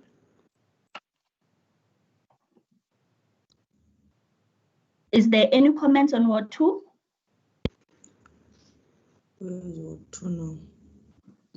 Yes, Speaker. Yes. Pato? Yes, yes, thank you very much, Speaker. Now, we've got an alternative proposal for Ward 2. We don't agree with the mapping of it, but on our submission, will clearly indicate the areas where we don't agree with the draft of the demarcation board. So ANC on Ward 2 will submit a different proposal because it's on the basis of what we've raised on Ward 1, and because those communities in Sedgefield, and so the changes that they've proposed will one way or another affect the two wards. So our proposal will speak to that. Thank you. Thank you, Pato. Claudine? Is your hand up? Continue, Naomi. Okay, if there's no other hand for Ward 2, can we please then go to Ward 3? Yes, Naomi. Okay. Speaker. Any comments? Madam Speaker. Yes, Deputy Mayor. No, Speaker, thank you very much, man. Speaker, I saw the end of Unatsika, Mr. Khalo. I'm not sure. I saw his hand up, Speaker, you know. I don't want to waste time, Speaker. Otherwise, yeah, thank you very much. Otherwise, Speaker, mine is going to be very simple on the issue which was raised by Mr. Patko Mapitisa. The proposal from the ANC. I think, Speaker, we fully support, and I strongly believe that the demarcation board will also take that into consideration because it's very important. That in all what we're doing, that it must really speak to the interest of the entire people of Ward 1 and Ward 2. So I think I'm fully supporting the proposal of the ANC, Speaker. You know, thank you very much. Thank you very much, Speaker. Speaker. Yes. Speaker, I don't know. You are struggling to acknowledge my hand, Speaker. I don't know what's wrong today. But I let can't it see be. you. No, my hand was way But you up. can continue. Okay, thanks, Speaker. Speaker, we as a SAMU will do the same route, which is the African National Congress will do. We'll also submit our input in writing. We fully support the ANC on the proposal. Thank you very much. Thank you, Samu.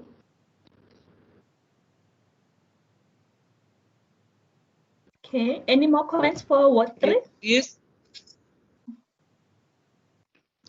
Good day, Naomi. Aseza again, as the ANC, we fully support the proposal of demarcation board on Ward 3. Okay. All right. I'd just like to make a comment on Ward 3. If you can look at the list of the voting districts, there is Pesi Madala High School. And then on your far right, you'll see there's a column written split VD. So that VD has been split. This is a case in which Ward 3 was below the norm. It had 3,035 registered voters. So we had to cut a portion of Pesi Madala High School to compensate for the numbers in Ward 3. However, you can still also, if you are not satisfied with the split, you can also say where you'd like for us to split or how you'd like for the ward to be rearranged. Yeah, you can also say where would you like us to split if it's in another VD, and it's also good that you also say exactly where you'd like the split to be placed. That's just my comment for Ward 3. Any other comments? Speaker. Yes. Aseza. No, Councillor Susana. Speaker. Speaker. Yes. Okay, I'll wait for Councillor Skosana, Speaker. Speaker is Sean from SAMU, not Councillor Skosana. Okay, Sean. Speaker, looking to the proposal of the demarcation board, I'm also from that ward. I fully support, Speaker, the proposal of the demarcation board. Thank you. Thanks, Speaker. Madam Speaker. Speaker. Yes. It's Chris from the National Local Football Association, Speaker. Yes. On Ward 3, Speaker. I'm also residing in that ward, Speaker. I fully support the proposal of the demarcation board. I fully support it. We as the LFA, we support it, Speaker. Thank you very much. Thank you. Hello, Speaker. Yes. Madam Speaker. Yes, it's Pumla from the Women's League. Hello, Speaker. It's Pumla from the Women's League. I fully support on the demarcation board for Ward 3. Thank you, Speaker. Thank you. Speaker. Councillor Susana. Yes. Can you hear me, Speaker? Yes. It's Bongani Jan from Sango. Yes, I'm in fully support of the African National Congress because it speaks directly, not indirectly, of the people, directly on the people's concern. So we are moving forward with that one. Thank you, Madam Speaker. Thank you, Bongani. Naomi? Okay, shall we please move on? Can I ask a question? Yes, please. If I hear you correctly, you were saying that we can also make a proposal on the issue of the VD. Yes. Yes. Can I make a proposal on the VD? Yes, you may. Of Ward 3. I think the VD for Ward 3 must be the Kayaletu municipal offices. Kayaletu municipal offices. Yes. So, it's nearer for the people of Ward 3. Okay, so you want to add it from which word? And we take out Persimdala. Okay. Or do you want a portion of this video or the whole of it? Do you want a portion of Kayaletu municipal offices to go Be to the what? VD for the 150 people. Oh, okay. Speaker. Yes. Speaker. And you take out Persimdala school. Okay, that's fine. Thank you. Yes. Thank you, Speaker. It's Chris from the LFA. I think, Speaker, the proposal of the VT. I thought it was going to come at the later stage where we submit some of the submission for VTs, because now we are going to get confused because we are talking about the portion that was voting in Persimdala High School. So we for my view is that let's deal with the portion that needs to be moved, because we already see the number that has been taken out. And in terms of the VT, it's where the direct map will guide us where the VT can be. That's our view as a LFA. For now, in terms of the VT, can we proceed and submit a submission at a later stage, where we know exactly which portion is this? Thank you. Thank you. Nisa Football Association, can we move, Naomi? Yes, can we please go to sorry, Speaker. Speaker. Yes, Councillor, please. Good hands. No, I was just wanting to point out that there are people with their hands raised and they're not being recognized, Speaker. I can't see your hand. I just see your thing flickering now. Speaker, it's Councillor Wasserman. My hand has been up. Yes, I can. Okay, Councillor Wasserman. Thanks. If I could just ask Naomi why the demarcation board has taken away Hlelani and Opat from Ward 3 and then had to add a portion that has been split off. It doesn't seem to make sense to have removed people and then add people in a way that has actually split an area. If she can just say what was the rationale for that? Speaker, just before Naomi, if I can add. Speaker, if I can add to that one, I also don't understand it, because if you look at, we've been speaking about being next to each other. If you look at the portion of Hlalani, for an example, it's very much closer to Nekis and Damsabos. Now you take it too far towards 6. It doesn't make sense, Speaker. So I would also like to emphasize that and get an answer to that. And splitting the other portion in Ward 7, it doesn't make sense, Speaker. I would like to understand also the rationale behind that. Before Naomi can answer, can I come in, please? Assessor from there. Yes, Assessor. Thank you very much, Speaker, for the opportunity. I think, Speaker, I will also request the councillor to summarize with the guidelines of the demarcation board. The guidelines are very clear from the how do you demarcate what. On this process, comrades, the Ward 3 Defense Agency was saying that we are supporting it. On Ward 3, comrades, there's a feature characteristic. That is the N2, comrades. That divides the Ward to the side of the line, the other side of N2. Madam Speaker, sorry, Madam Speaker. Speaker, the audio is very bad from that side. I can't hear anything. Assessor, you are breaking up. We can't hear anything here. Can you hear me now? Can you hear me now? No, I'm saying, Speaker. I'm saying, Speaker.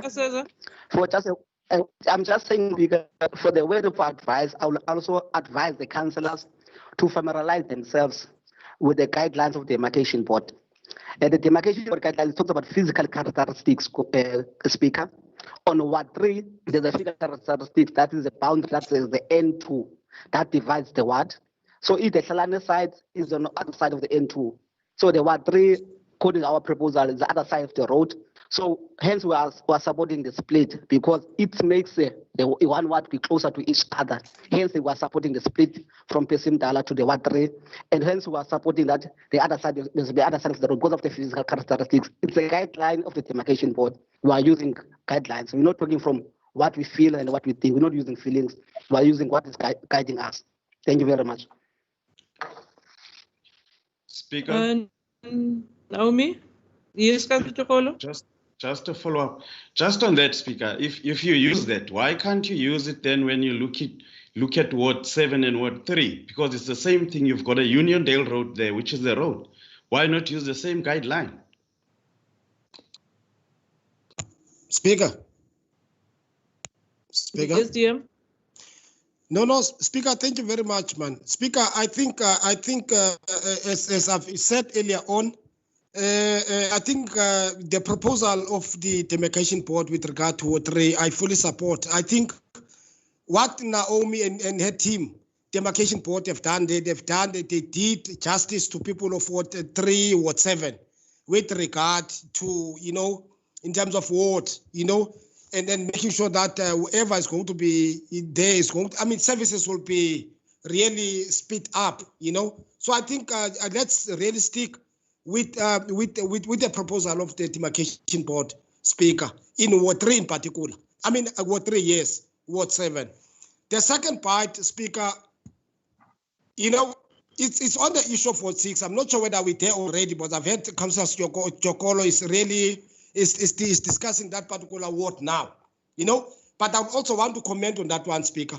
If you are looking at Tlalani, Kalkol, those particular wards, looking at this other side, the boundary, as I've just put it here, it's making sense, Speaker. It's very close to Ward 6. It's very close to Honley, And I remember previously, if my memory serves me very well, 2006 or 2011, the portion of Tlalani, Opat was part of Ward 6. And those people were, very easy for them to access services. I think that's why I'm in support of the proposal of the ANC, that we keep it as it proposed now. Take Tlalani, take Kalkol, back to Ward 6. Because in all what we must do, we must make sure that, our people, because this thing is all about the people, making sure that they receive services as quick as possible. Thank you very much. Thank you, TM. Naomi, can you answer Councillor Wasserman and Councillor Chokolo? Okay. One of the reasons why we changed the words, like we have said, it's the issue of the norm. You might find that, remember when you change one word, it has a ripple effect on other words. So you might find that we have changed a word because of the numbers. And then as such, when we have to delimit the other words, then we have to change the words and then have to do some splits. Another reason why we have changed is because of the advice that we have gotten from the municipal officials. And just note that this is not a legal document. It was not gazetted. This is just a draft words that we use so that you can be able to work with words, so that we can guide you instead of coming with a blank page.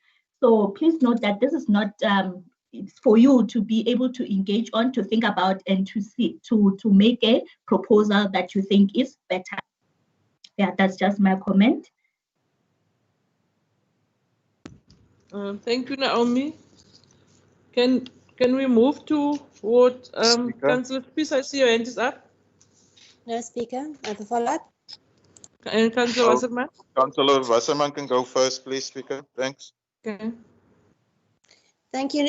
Just to respond to Naomi now, she said that the change was made due to advice given by Knysna municipal officials. Can she just say what that advice was, please?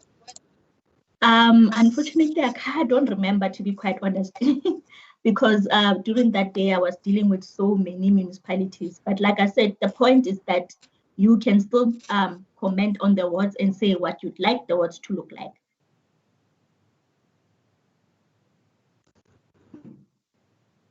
Thank you, Councillor Spies. Thank you, Speaker. So that comes back to, I think it was Miss Maritz's comment earlier, that we should have access to the stakeholders. We should have access to the advice that was given by these municipal officials to advise on the Thank you. To change the wards as the draft proposes. Just give me a moment.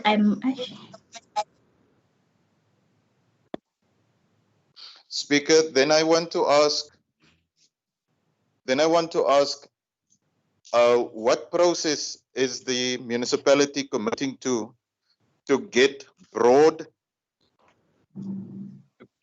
consultation from the community, not just community organizations, but to get broad consultation from the communities themselves about these proposed changes. It can't just be political parties and unions that are making that are participating in this process. What commitments are the municipality making to get broad participation in this process? Thank you, Speaker. Kansas, please. Speaker. Speaker. Yes. On a point of order, Speaker, please, man. Speaker, I just want to put the point of order to Councillor Spees. Councillor Spees, this is a process run by the demarcation board. It's a public participation demarcation board. You are like crying in the wrong funeral. You must consult the speaker in writing if you want other meeting of the demarcation of participation process within the municipality. But this is a purely demarcation process towards the limitation of what, nothing else. So if you not be dissatisfied with the process, write, and the municipality is a stakeholder of this own. So write a letter to a complaint. Hold the rules. You can't change the rules any way you like. Madam Speaker. Councillor. Madam Speaker. Yes. It's Bongani Jan from Sangu again. Speaker, I think people should, not people, but I mean, speech should realize that as much as the people have given you the order to represent them, so you are the voice of the people. So I don't understand him as a councillor single it out that this was not a broader participation of the people while he's the councillor.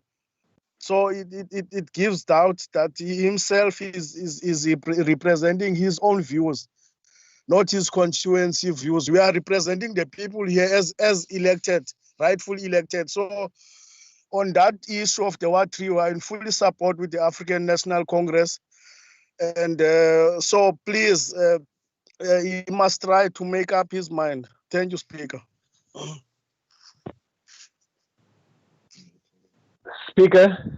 Speaker, point of order, please. Speaker.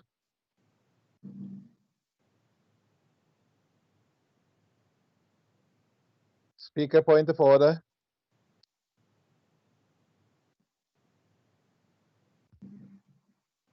Can I speak?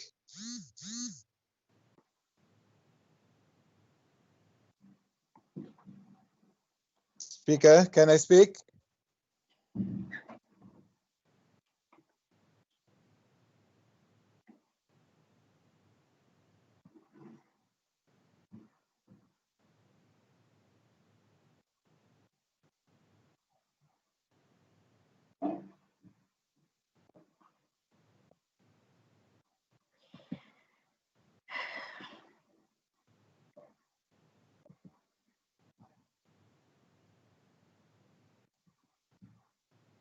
Is the meeting still happening?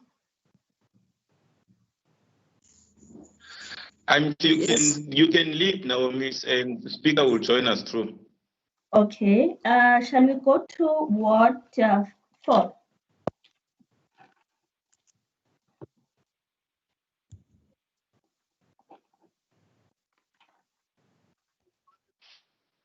Yes, Naomi. Can you speak, Naomi? Yes, I can speak. I can also hear you. Any comments on Ward 4? Now, we do not agree with the demarcation board current proposal on Ward 4. In fact, it's a mapping issue. We want to submit an proposal as the ANC on Ward 4. Ward is adjacent to Ward 8, and there's a characteristics, that is a clue towards, and also the portion that we also want to be moved to Ward 8, that normally is Deputy Mayor was just making a reference earlier on, in the old proposal that how we used to be. We want a certain portion of Itembi, that is Ward 4 now, to be moved in Ward 8. And the further reason is that the voting district, that is Masifunde Library, is within the Ward 8 and is within the walking distance from the Etembeni community, that is in Ward 4. And if we move that portion of those voters from Etembeni to Ward 8, Ward 4 is still within the norm of the demarcation board, so it does not get affected. That's our submission as the ANC in Ward 4. But we also, as we're saying, that we will submit a return one proposal with the mapping of the Ward 4. Okay, thank you. Any other submissions or views on Ward 4? Yes, Naomi, Sean from SAMU again. Can you hear me? Yes. Yes, we as a SAMU, we also fully support the African National Congress on the Ward 4. And then we'll also follow the same route, which is the African National Congress is going to follow, submit in writing, especially on the issue of Etembeni. We are fully behind of the African National Congress. Thank you.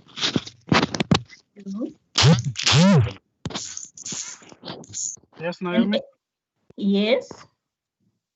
You are speaking to Matika. You are speaking to Tanu Matika, representing South African Youth Council, Western Cape, which I'm the deputy chairperson.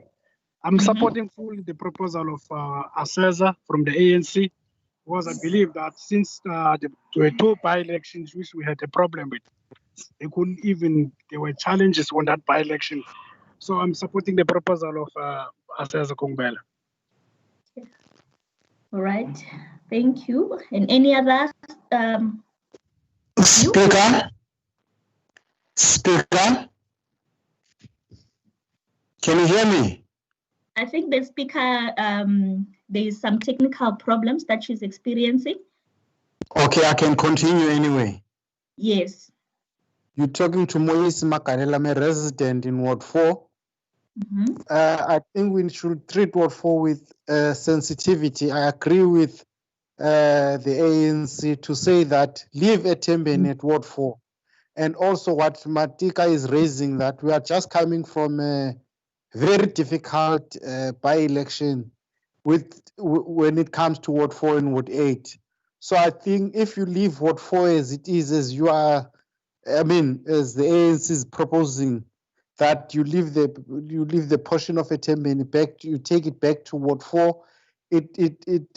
Even the problems that we encountered during the by-elections will be resolved. Otherwise, if you move around again, we'll be back to the problems. And if, I don't know whether you are aware what happened during that time. That's my submission. I'm in support of the ANC. Okay, thank you. Naomi? Naomi? Honorable Speaker? Council, yes? It's Bongani Jan from Sanko again.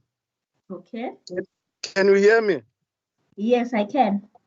Yes. As you know, Naomi, that the African National Congress is not talking out of or through their throat. They talk with the consensus of the community at large. So what they are saying there, as the civic organization, we are in fully support and agree on the proposal and the submission that they so seek relevant helping people at large of that Ward 4. So as Sango, we are in full support, not hesitating what the African National Congress have been put in and been said. As you also know yourself that the ANC is there for the people.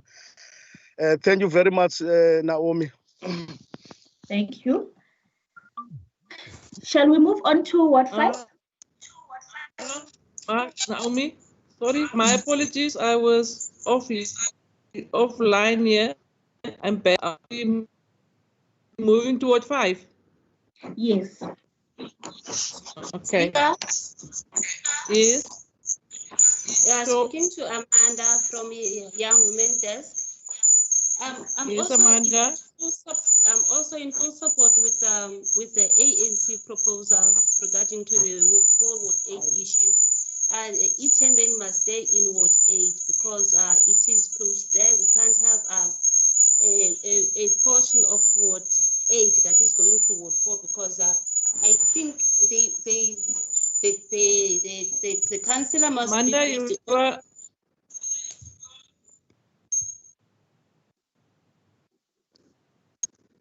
Amanda.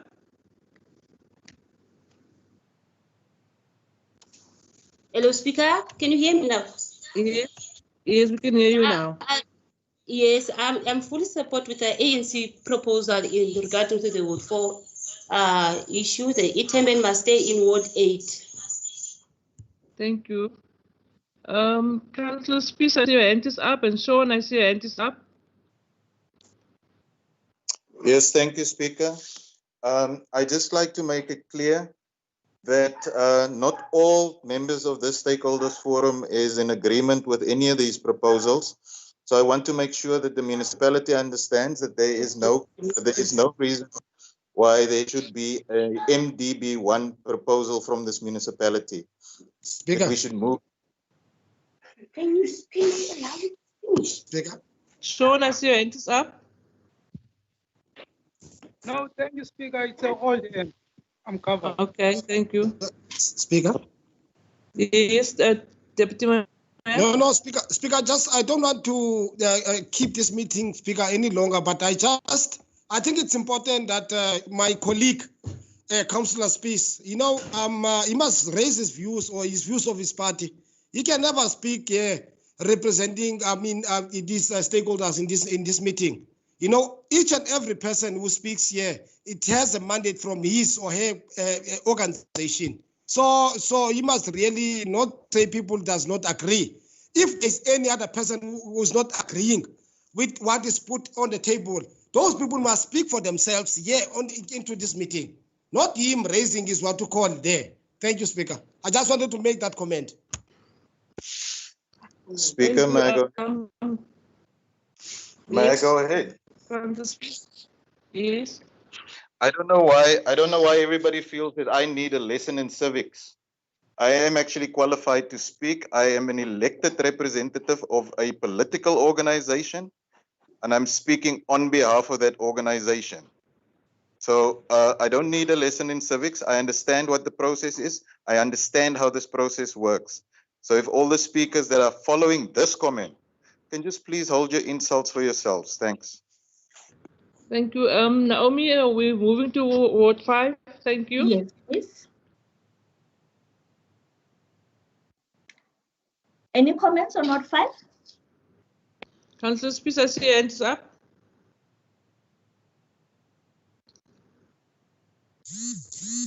Councillor Wasserman. Speaker. Councillor Wasserman, and I see your hand is up, and Councillor Matika, and then Pato. I've taken it down, old man. Thank you. Okay. Matika. Patko, you can go. Thank you, Speaker. It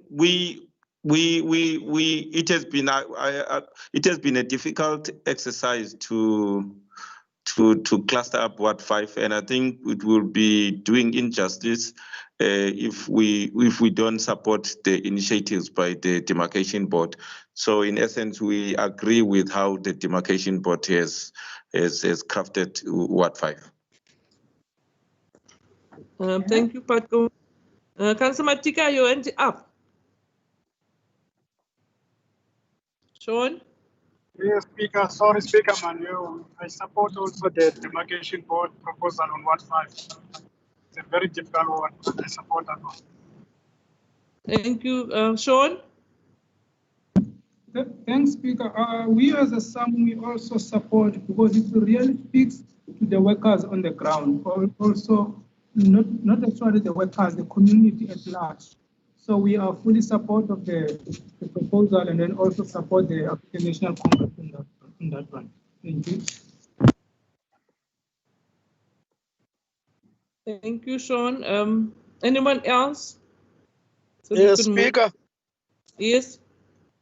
It's Sango again, regional chairperson of Sango, Bongani Jan. Speaker, I think with fairness, with the trust also of the demarcation board, we also need to give them a support without reasonable doubt. So I mean, I'm on the line and on the view of what the People's Organization have said, the ANC, that we should give a fully support on the demarcation board and also not doubt them without any reasonable doubt. So we also upheld them as the organization of people upheld what the constituents or the residents of that particular ward have said and indicated. So we are in full support of them. Thank you very much, Speaker. Thank you, Bongani. If there's no one else, can we move towards 6? Naomi?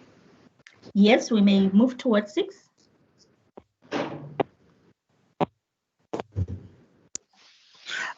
Can you speak? Can you speak in what 6? Yes. Yes, Cesar. Thank you very much again, Speaker. As the ANC, we once again, as we already alluded earlier on, that it meets the guidelines of the demarcation board, the current proposal. We fully support the demarcation board that what 6, it must be as crafted by the demarcation board. We support the current proposal of the demarcation board. I think Comrade Tsengwa or Councillor Tsengwa have already alluded on it. So we support the demarcation board, current proposal on what 6. Thank you very much. Thank you, Cesar. Sean, I see your hand is up, and Councillor Matika. Thanks, Speaker. I don't see any way, Speaker, that we as a Samu Sean, is your hand up? Support. Yes, Speaker. Thank you very much, Speaker. Speaker, we don't see any reason not to be in support of the proposed. You are breaking up, Sean. Speaker, what I'm trying to say is I don't see any reason, Speaker, that we can't. Sean is breaking up.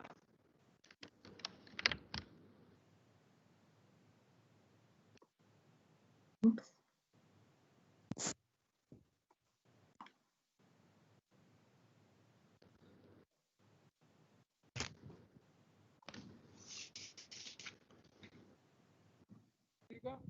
Sean? Are you hearing me now? Thank you.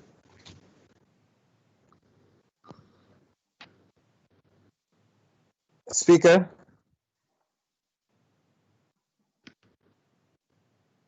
Sean? You're breaking up. My line is Naomi? Yes. Yes, Sean, but yes.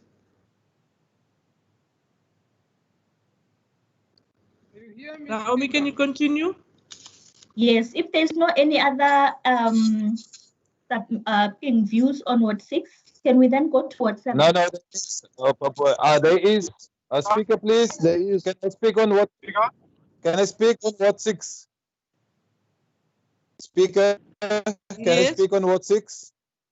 Speaker, like I was earlier saying, Ralph here from National United. Yes. We don't have the information, but what I could pick up is that there's a move to break up Ward 6. And we are totally opposed to breaking up Ward as it is. Every time when there's election, it's always only the wards that must be broken up. And we are totally opposed to that. And we will put it in the writing, and we are not going to go with a breaking up of Ward 6. Thank you very much. Speaker. The DA is in full support of Pastor Stander. Speaker. Thank you, Councillor. Speaker. Yes, thank you, And then Speaker. Councillor Zuko. Thank you, Speaker. We were talking to Pumla from Women's League ANC. We are in fully support of Ward 6 demarcation. Thank you, Speaker. Thank you. Madam Speaker. Speaker. Thank you very much, Speaker. Speaker, as alluded to Ward 3 as well, that I don't understand the rationale behind it. So I support the status quo as it is now. We don't understand the breaking up of that word. Thanks, Speaker. But we will be submitting written submissions. Thank you, Councillor Rokolo. Speaker. Speaker. Yes. Speaker, can Thank I you, be Speaker. recorded as a stakeholder, not as a councillor? I'm here representing side. I support the state. I support the proposal of the demarcation board. Speaker. Yes. Chairperson of the LFA. Thank you, Speaker. Yeah, thank you, Speaker. Speaker, we as the National Local Football Association, Speaker, we support the proposal of the demarcation board. I think the injustice what was done to the people of Opat and Shalan in 2016, it has been restored now. Because in 2011, that what was like that. So in 2016, it was taken away, it was divided. I think the injustice what was done in 2016 to the people of Opat and Shalan, I think the justice has been done now. So we as the National Local Football Association, we support that, Speaker. We're in support of the demarcation board. Thank you. Speaker, can you hear me? Yes. Speaker. Is that Ellen? Yes, I'm from the Men's Parliament, Regional Men's Parliament. I'm just speaking on Ward 6 because I'm residing there. I just want to say that it's not a case here where Ward 6 is broken up. I think it is added to Ward 6. So I will fully support the demarcation board's proposal here, because we have to look further than just what it is. Because it is one of the wards, and I will also agree with Mr. Patko on having some of the guidelines intact for racial integration and also broadening the tax base in that particular area. Some of the other people earlier mentioned the thing of the N2 that acts as a national boundary or a natural boundary. And I agree to that three facts of the guidelines by the National Demarcation Board. Therefore, I and the Men's Parliament support the Demarcation Board's proposal to make these changes to the current status of Ward 6. Thank you, Speaker. Cook. Councillor Prout, as you. Speaker. Speaker. Yes, Deputy Mayor. Yeah, Speaker, thank you very much once again. Speaker, I think mine is going to be very simple. You see, I do not understand when people are arguing, you come with an argument here, this ward has been broken down. What broken down? 2011, Ward 6, Talani, Opak, Alcohol was part of Ward 6. You know, I mean, if you remember, I remember the councillor then, it was Mr. Clive, which was the ward councillor there. People of Ward 6, I mean, people of Talani, Kalkol, I mean, services were really speed up. They were getting services like nobody's business, you know? And hence, I want to follow suit with the LFA, with Mr. Ellen Cook from Men's Parliament to say, I must also applaud the demarcation board for making sure that, I mean, the dignity of people of Kalkol, Salan is brought back to them. You know, taking Salan and Kalkol and take them back to Ward 6. That's basically what we really been waiting for a very quite long time. So, Speaker, I want to applaud Naomi and her team for making sure, I mean, for coming up with this proposal, which really speaks to the interest of our people, Speaker. I think, in conclusion, I really support the demarcation board. I mean, you guys are doing a great job. Continue doing good. Thank you very much, Speaker. Those who want to object, they will definitely get an opportunity to object it on writing. You know, I thank you very much, Speaker. Thank you very much. I thank you. Thank you, Deputy Mayor. Naomi, no other hand can be moved. Speaker, just last on what, please. Councillor Spies? No, it's Chokolo, Speaker. Yes. Just to understand what the DM Councillor Tsengwa was saying there, is he's saying that now those areas, Shalani and Kalkol, are not receiving any services, whereas there's a councillor there, which is an ANC councillor. Can I come in? So, Speaker, can Councillor Zuko, are you addressing the demarcation board? On a point of Speaker. order, Speaker. It's not Speaker, it's Assessor. It's not a service delivery. Speaker, It's not a Speaker, can I on Ward 6? I love Ward 6, please. Yes, Honorable Speaker. Yes, Naomi, can we move to Ward 7? No, yes. Please, Speaker, I need to speak on Ward 6. Speaker. Who's that? It's Ram. I Yes. like to say something on Ward 6. Yes. Speaker, I don't understand what the Deputy Mayor is saying. Basically saying that the councillor of the present Ward 3, he is not delivering services for his ward. So I don't. We are here busy with the demarcation board. I'm not going to allow you to engage this other here. Speaker. Naomi, can you move to Ward 7? And then it will be better. Colleagues, can we please move to Ward 7? Yes, thank you. I think I can say that I will expect some objections as the demarcation board. We will expect some objections from this meeting. We'll also expect some proposals that say they agree, as the demarcation board will take a decision from then on. So shall we please move to Ward 7? Naomi. Yes. Naomi. Speaker, thanks, man. I think before we move, I want also Sean, is your to hand say up? something. Yes, Speaker. On Ward 7? No, on 1-6, Speaker, before we move to Ward 7. I want also to concur with the African National Congress on this one. I think this is a job well done by the demarcation board. We fully support the proposed demarcation for Ward 6. Thank you, Speaker. Anyone on Ward 7?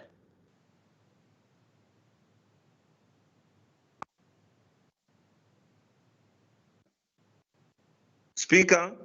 Yes, Patko. We support the proposal by the demarcation board for Ward 7.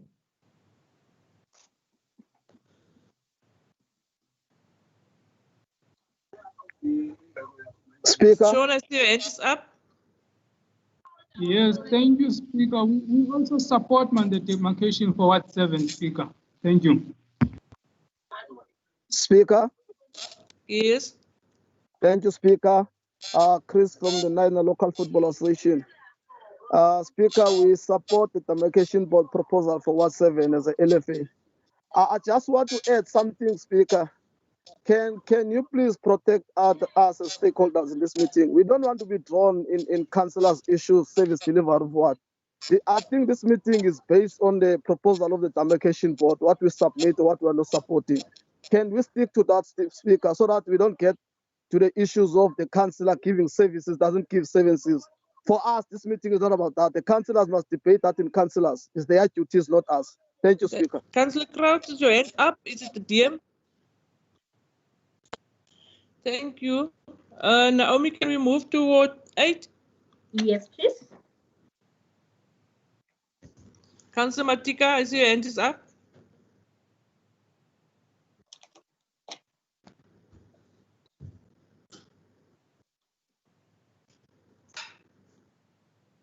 Colleagues, can we move on Ward 8?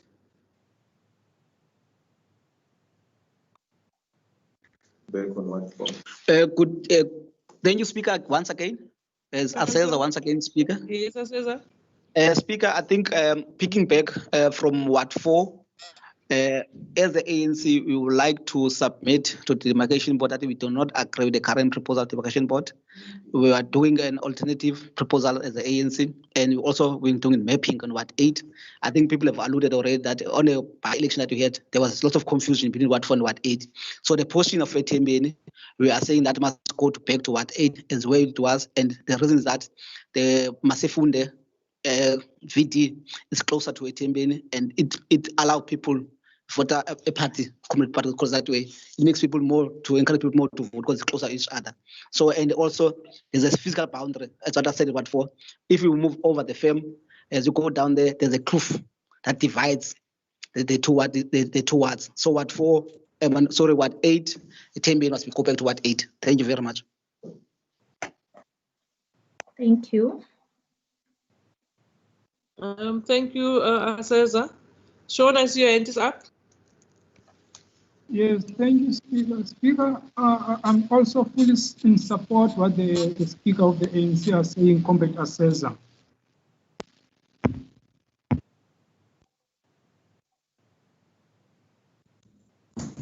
Speaker?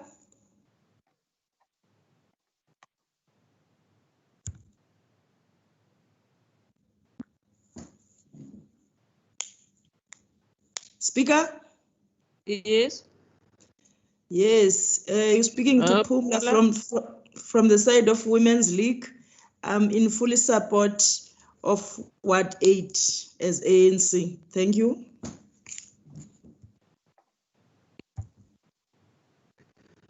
Speaker? Can we...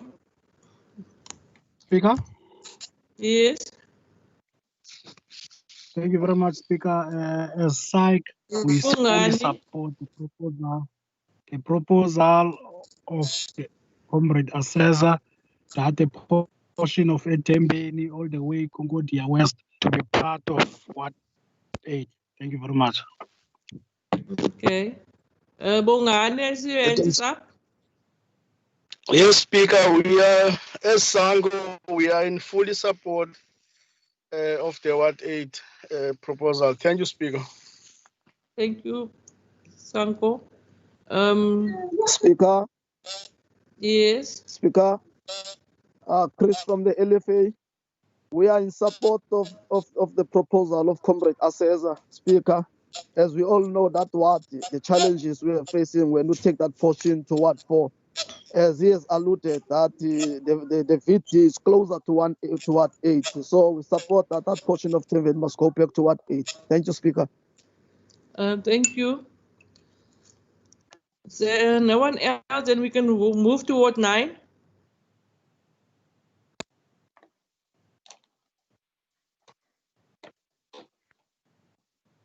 Ward 9. As the ANC, we support the demarcation board on Ward 9. Thank you, Aseza. Sean? Speaker, thank you very much. Speaker, we also support the demarcation for Ward 9. Thank you, Sean. Pumla? Thank you, Speaker. As Women's League, we also support the demarcation board in Ward 9. Thank you, Speaker. Thank you. Councillor Matika? Okay. If there's no one else, can we move to Ward 10?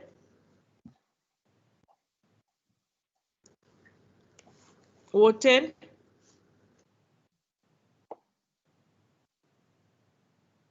Speaker? Yes, Patko? We support the demarcation board on Ward 10. Thank you. Speaker? Yes, Sean? Speaker? Yes, TM? No, Speaker, thank you very much once again. Speaker, I think, once again, Speaker, I think, allow me to clarify two things here, Speaker. One. Yeah, you're on yes, Ward 10. Yeah, you're I'm on Ward 10. We're just speaking on Ward 10 now. Yeah, okay, Speaker. Speaker, in Ward 10, I fully support the demarcation board, Speaker, and applaud them. And I strongly believe that my colleague, my former colleague, Peter Myers, will come back and take over what belongs to him. Thank you very much. Come 2021. Bongani? Speaker, as Sango, Regional Chairperson, we are in fully support of Ward 10. And really, we think that Ward 10 will do whatever it necessary to stand or stay as it is. Thank you very much, Speaker. Thank you. Pumla? Thank you, Speaker. As Women's League, we'll fully support of Ward 10 demarcation. Thank you, Speaker. Thank you, Sean. Thank you, Speaker. I think I'm the last speaker on this one. I also fully support for the demarcation for Ward 10. Thank you very much. Thank you. Speaker, thank you, Speaker. The Yes, LFA Speaker, Chris. Mr. Chairman, LFA. Yes. We support the demarcation board, Speaker, on Brenton VT. We support that one very much, Speaker. Thank you. Thank you. I said there's no more hands. Can we go to Ward 11, Naomi? Yes, we may.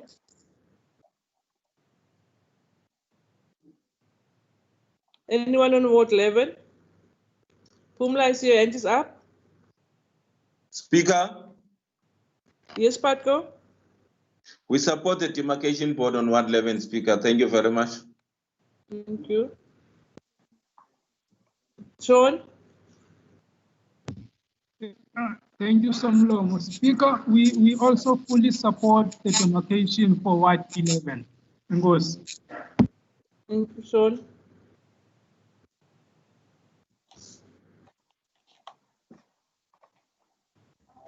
Speaker? Yes. Speaker? Yes, we also support the demarcation board in Ward 11 as ANC Women's League. Thank you. Speaker? Yes, Sibongani. Somlomo, as Sango, we are in fully support with the demarcation board on Ward 11. I so move, Speaker. Thank you. Thank you, Bongani. Speaker? Yes, Councillor Spies. Speaker, the DA does not agree that the voters of Ward 11 all be thrown into one ward and so be excluded from proper representation on this council. Hornley is by that demarcation, Hornley would be thrown into one ward, Ward 11, and then West Hornley would be thrown into Ward 6 that is diluted to represent the citizens of Hornley. Thank you, Speaker. So we do not agree with Ward 11.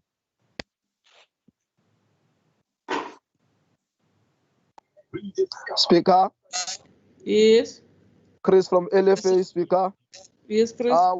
Yes, we support Speaker the demarcation board as proposal for Ward 11. Thank you very much, Speaker.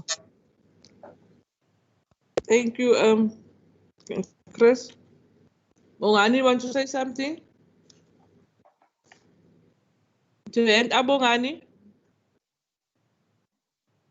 Okay, I think that concludes then the wards. Naomi, over to you. Okay, thank you for the comments on the ward.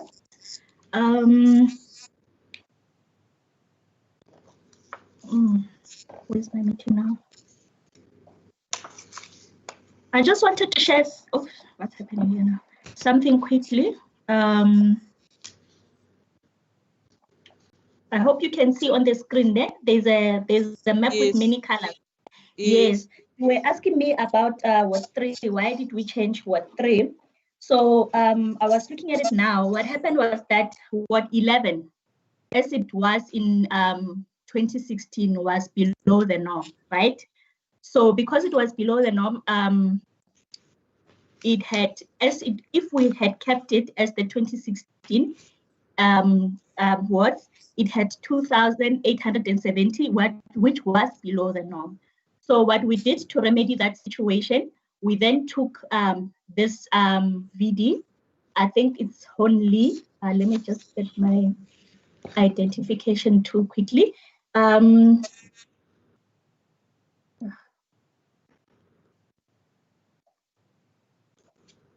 Yes, so we took this Honley Primary School and we put it in Ward 11 to compensate for the numbers. So then what happened was that because when we do wards, when you shift around VDs, you affect other wards, it becomes a ripple effect. So what happened was that then we left Ward 6 under the norm because we had taken Honley Primary School to Ward 11. So we left with 2,637 number of registered voters. So what we then did now was to move upwards to then find voters from Ward 3. So we took, which BD? We took Tlalani Methodist Church from Ward 3, we put it in Ward 6 to make up the number for Ward 6. And so obviously we left Ward 3 lacking with numbers, and that's why we took a portion of Ward 7 to Ward 3. So that is what transpired, and that is why Ward 11, Ward 6, and Ward 3, Ward 7 have changed. So that is what happened.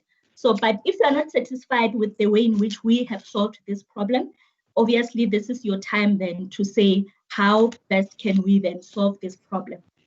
So that is just my comment with the question that you asked, or what happened such that Ward 3 should have changed. Thank you, Naomi. Jackie, I see your hand is up.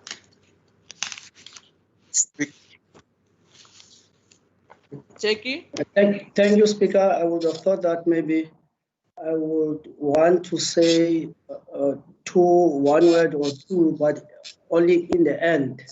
And I don't want, I'm not participating in the debate, the technical debate. So I just want on behalf of maybe the public participation unit to say something in the end. Okay. Okay, Jackie. Councillor, please, I see your hand is up. Thank you, Speaker.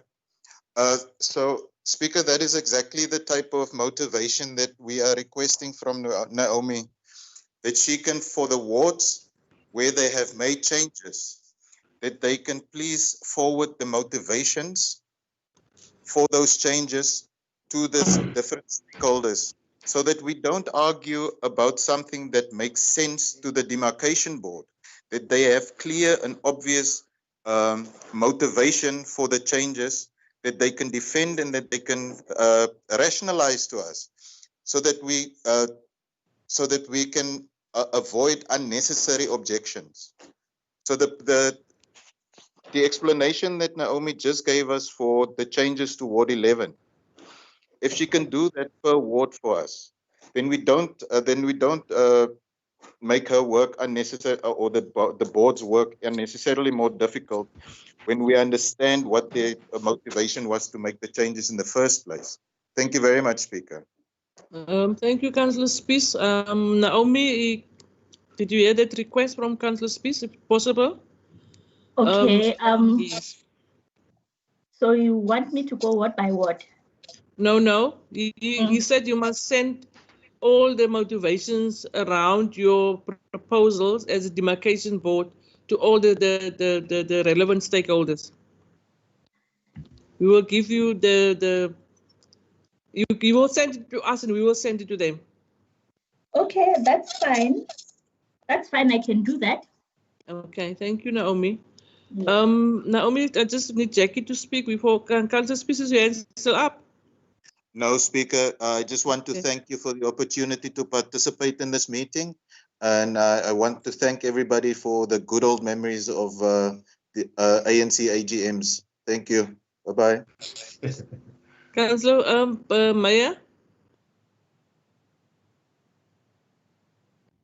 Speaker, yes, thank you very much, Speaker. I think what I've learned since being the mayor is to listen more. It's important to listen to people. Speaker, I just want to refer you back at my question right at the beginning on the issue of objections and the process that needs to be followed. I just want to make sure, Chair, that the rationale behind this ward by ward comments being asked by stakeholders, that is not the objections that I've talked about, and that the objections eventually that was supposed to be submitted before the 31st of July, that those are the issues that we're going to look at. And I want to understand clearly. So, for example, if I just object here for the sake of objection, or agree here just for the sake of agreement that my voice can be here in a meeting, that is not going to be the issue here. The objection should be in writing at the 31st of July at the offices of the demarcation board. And that's why I asked the question at the beginning, whether those objections was just for the sake of having objections, or does that going to be used by the demarcation board to determine whether they continue with their proposals or amend their proposals. Thank you very much. Chair, thanks. Thank you, Maya. Naomi? Speaker? The submission. Sean? It's Aseza, Speaker. Aseza? Speaker? I think Speaker, before Naomi just summarized the meeting, just want also on behalf of the ANC just to say the word of appreciation for the way that you municipalities, the leadership of municipality have handled the process. I think corporates have done a fantastic job. To us, it shows that there's quite a good leadership in the municipality, and through yourself and the office of the mayor and the deputy mayor, the entire leadership and the MM. Also, I want to thank the demarcation board for affording us this opportunity. Indeed, we have learned through this process. We are indeed in the fourth in the industrial revolution. We are moving with times. We did not anticipate that we will have such kind of a meeting, public participation meeting. Lastly, not least, I don't remember Rowan in the PGM of the ANC. Rowan was just carrying a bag of someone else. He was never a member of the ANC. Sean? Right, Sean, I see your hand is up.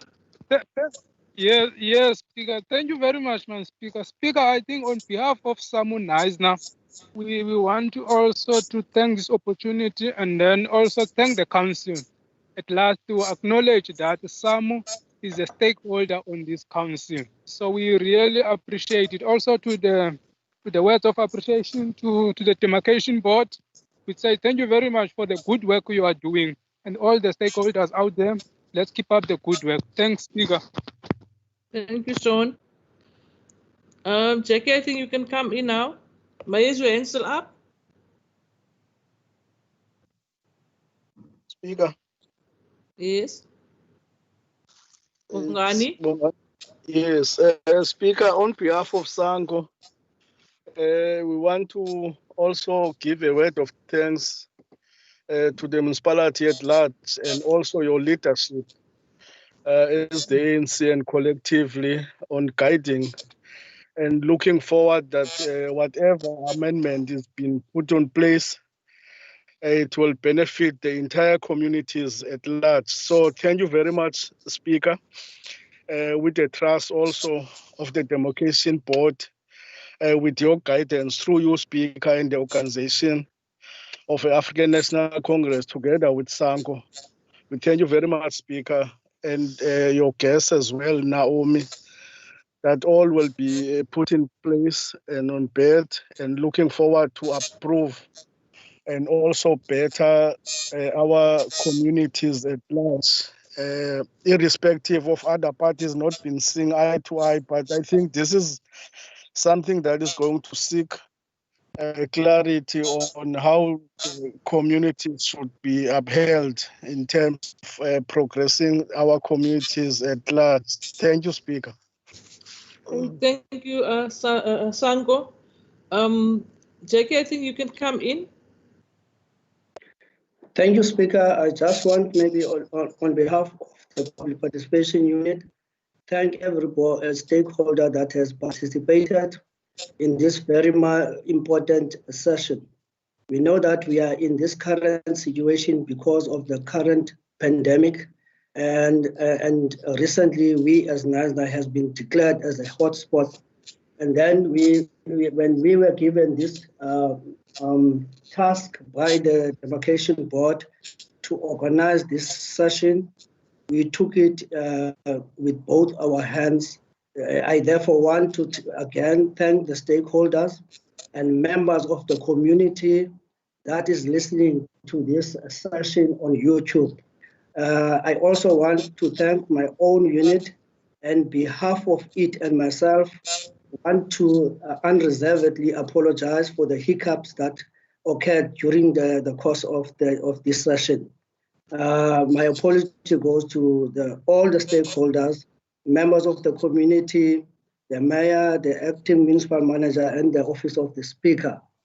We as a unit will resend all the documents that were forwarded to us by the demarcation board, including the presentation. Lastly, this session has been recorded, and the recordings thereof will be forwarded to the demarcation board as part of the record of this meeting. I thank you, Speaker. Thank you, Jackie. I also would like to thank Jackie's department, public participation, for all the work, IT. I would like to thank the demarcation board, Naomi, for, I think you did a stunning job, but we had problems, and I would like also to apologize for the few hiccups that we had.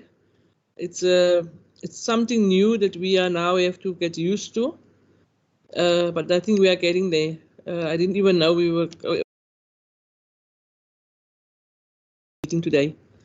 So I want to thank you, Naomi, from my office side. May I see your hand is up? And I want to thank all the stakeholders.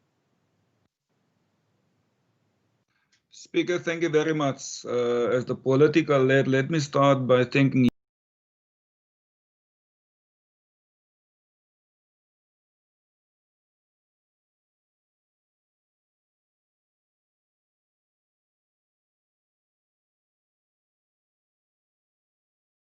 you need our sisters from the municipality side, you can you're free to go. You're free Speaker, to Speaker, can you hear me? Yes, Maya. Okay, now I was just busy. Unless you want to stop me before going further. No, I was just concluding what I was saying, Maya. Okay. I was just saying to the stakeholders, if they conclude. need any assistance, they are very welcome to contact my office, and we will assist them if they need assistance of submitting their proposals. Thank you so much. Over to you, Maya. Speaker, thanks, and my apologies. I thought you were finished. Speaker, just in short, I think we need to start by thanking you for hosting this meeting and be the chair of this meeting. To Naomi and all the other political parties and stakeholders that participate in this process. You're quite correct. We new territory, and this territory, unfortunately, doesn't have any boundaries. And this territory that we're talking about is COVID-19. And I think if we are responsible leaders, we need to take drastic steps to make sure that we keep our communities safe. I am very concerned about the town. I'm very concerned about the municipality also. And I think that unless we as leadership don't give guidance and don't set example in how to deal with this pandemic, we might be in it for a very, very long time. I would therefore want to urge all of you, please stay safe, wear your mask, keep social distance, wash your hands, and take care of one another. I'm not going to speak about the sale of alcohol, which people normally ask me, but I just believe, Chair, that as Speaker, that it's time for us to come together and fight this together.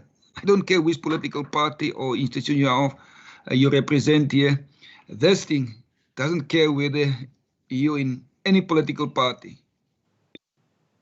It's a pandemic that we need to fight together. So I urge and plead with you. Let's work and fight this together. Thank you. Thank you, Maya. I think we all needed to hear that. Naomi? Thank you for everyone that came, everybody that participated. We as the Municipal Demarcation Board appreciate feedback that we get concerning our work. Just on my final remarks, on concerning the proposals, yes, we do take seriously the submissions that we receive from the public and our stakeholders.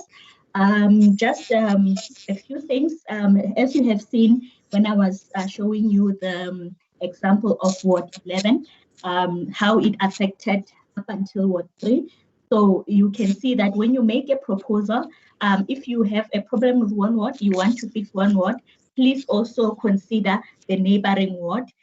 So when you make a proposal on your ward, please make sure that you're not injuring the other wards, or please have a backup plan on what we can do with the other wards should they not be in good standing in terms of the numbers.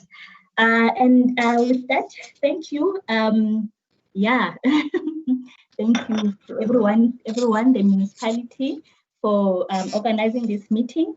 And yes, that's all I have to say. Thank you, Naomi. Jackie, is your hand still up? Jackie? It's an old hand, Speaker. Okay, thank you. Thank you, everyone. This meeting is then now participating in this meeting. It was a very fruitful meeting. Thank you so much. Go well. Keep safe. Put on your mask. Look after yourself.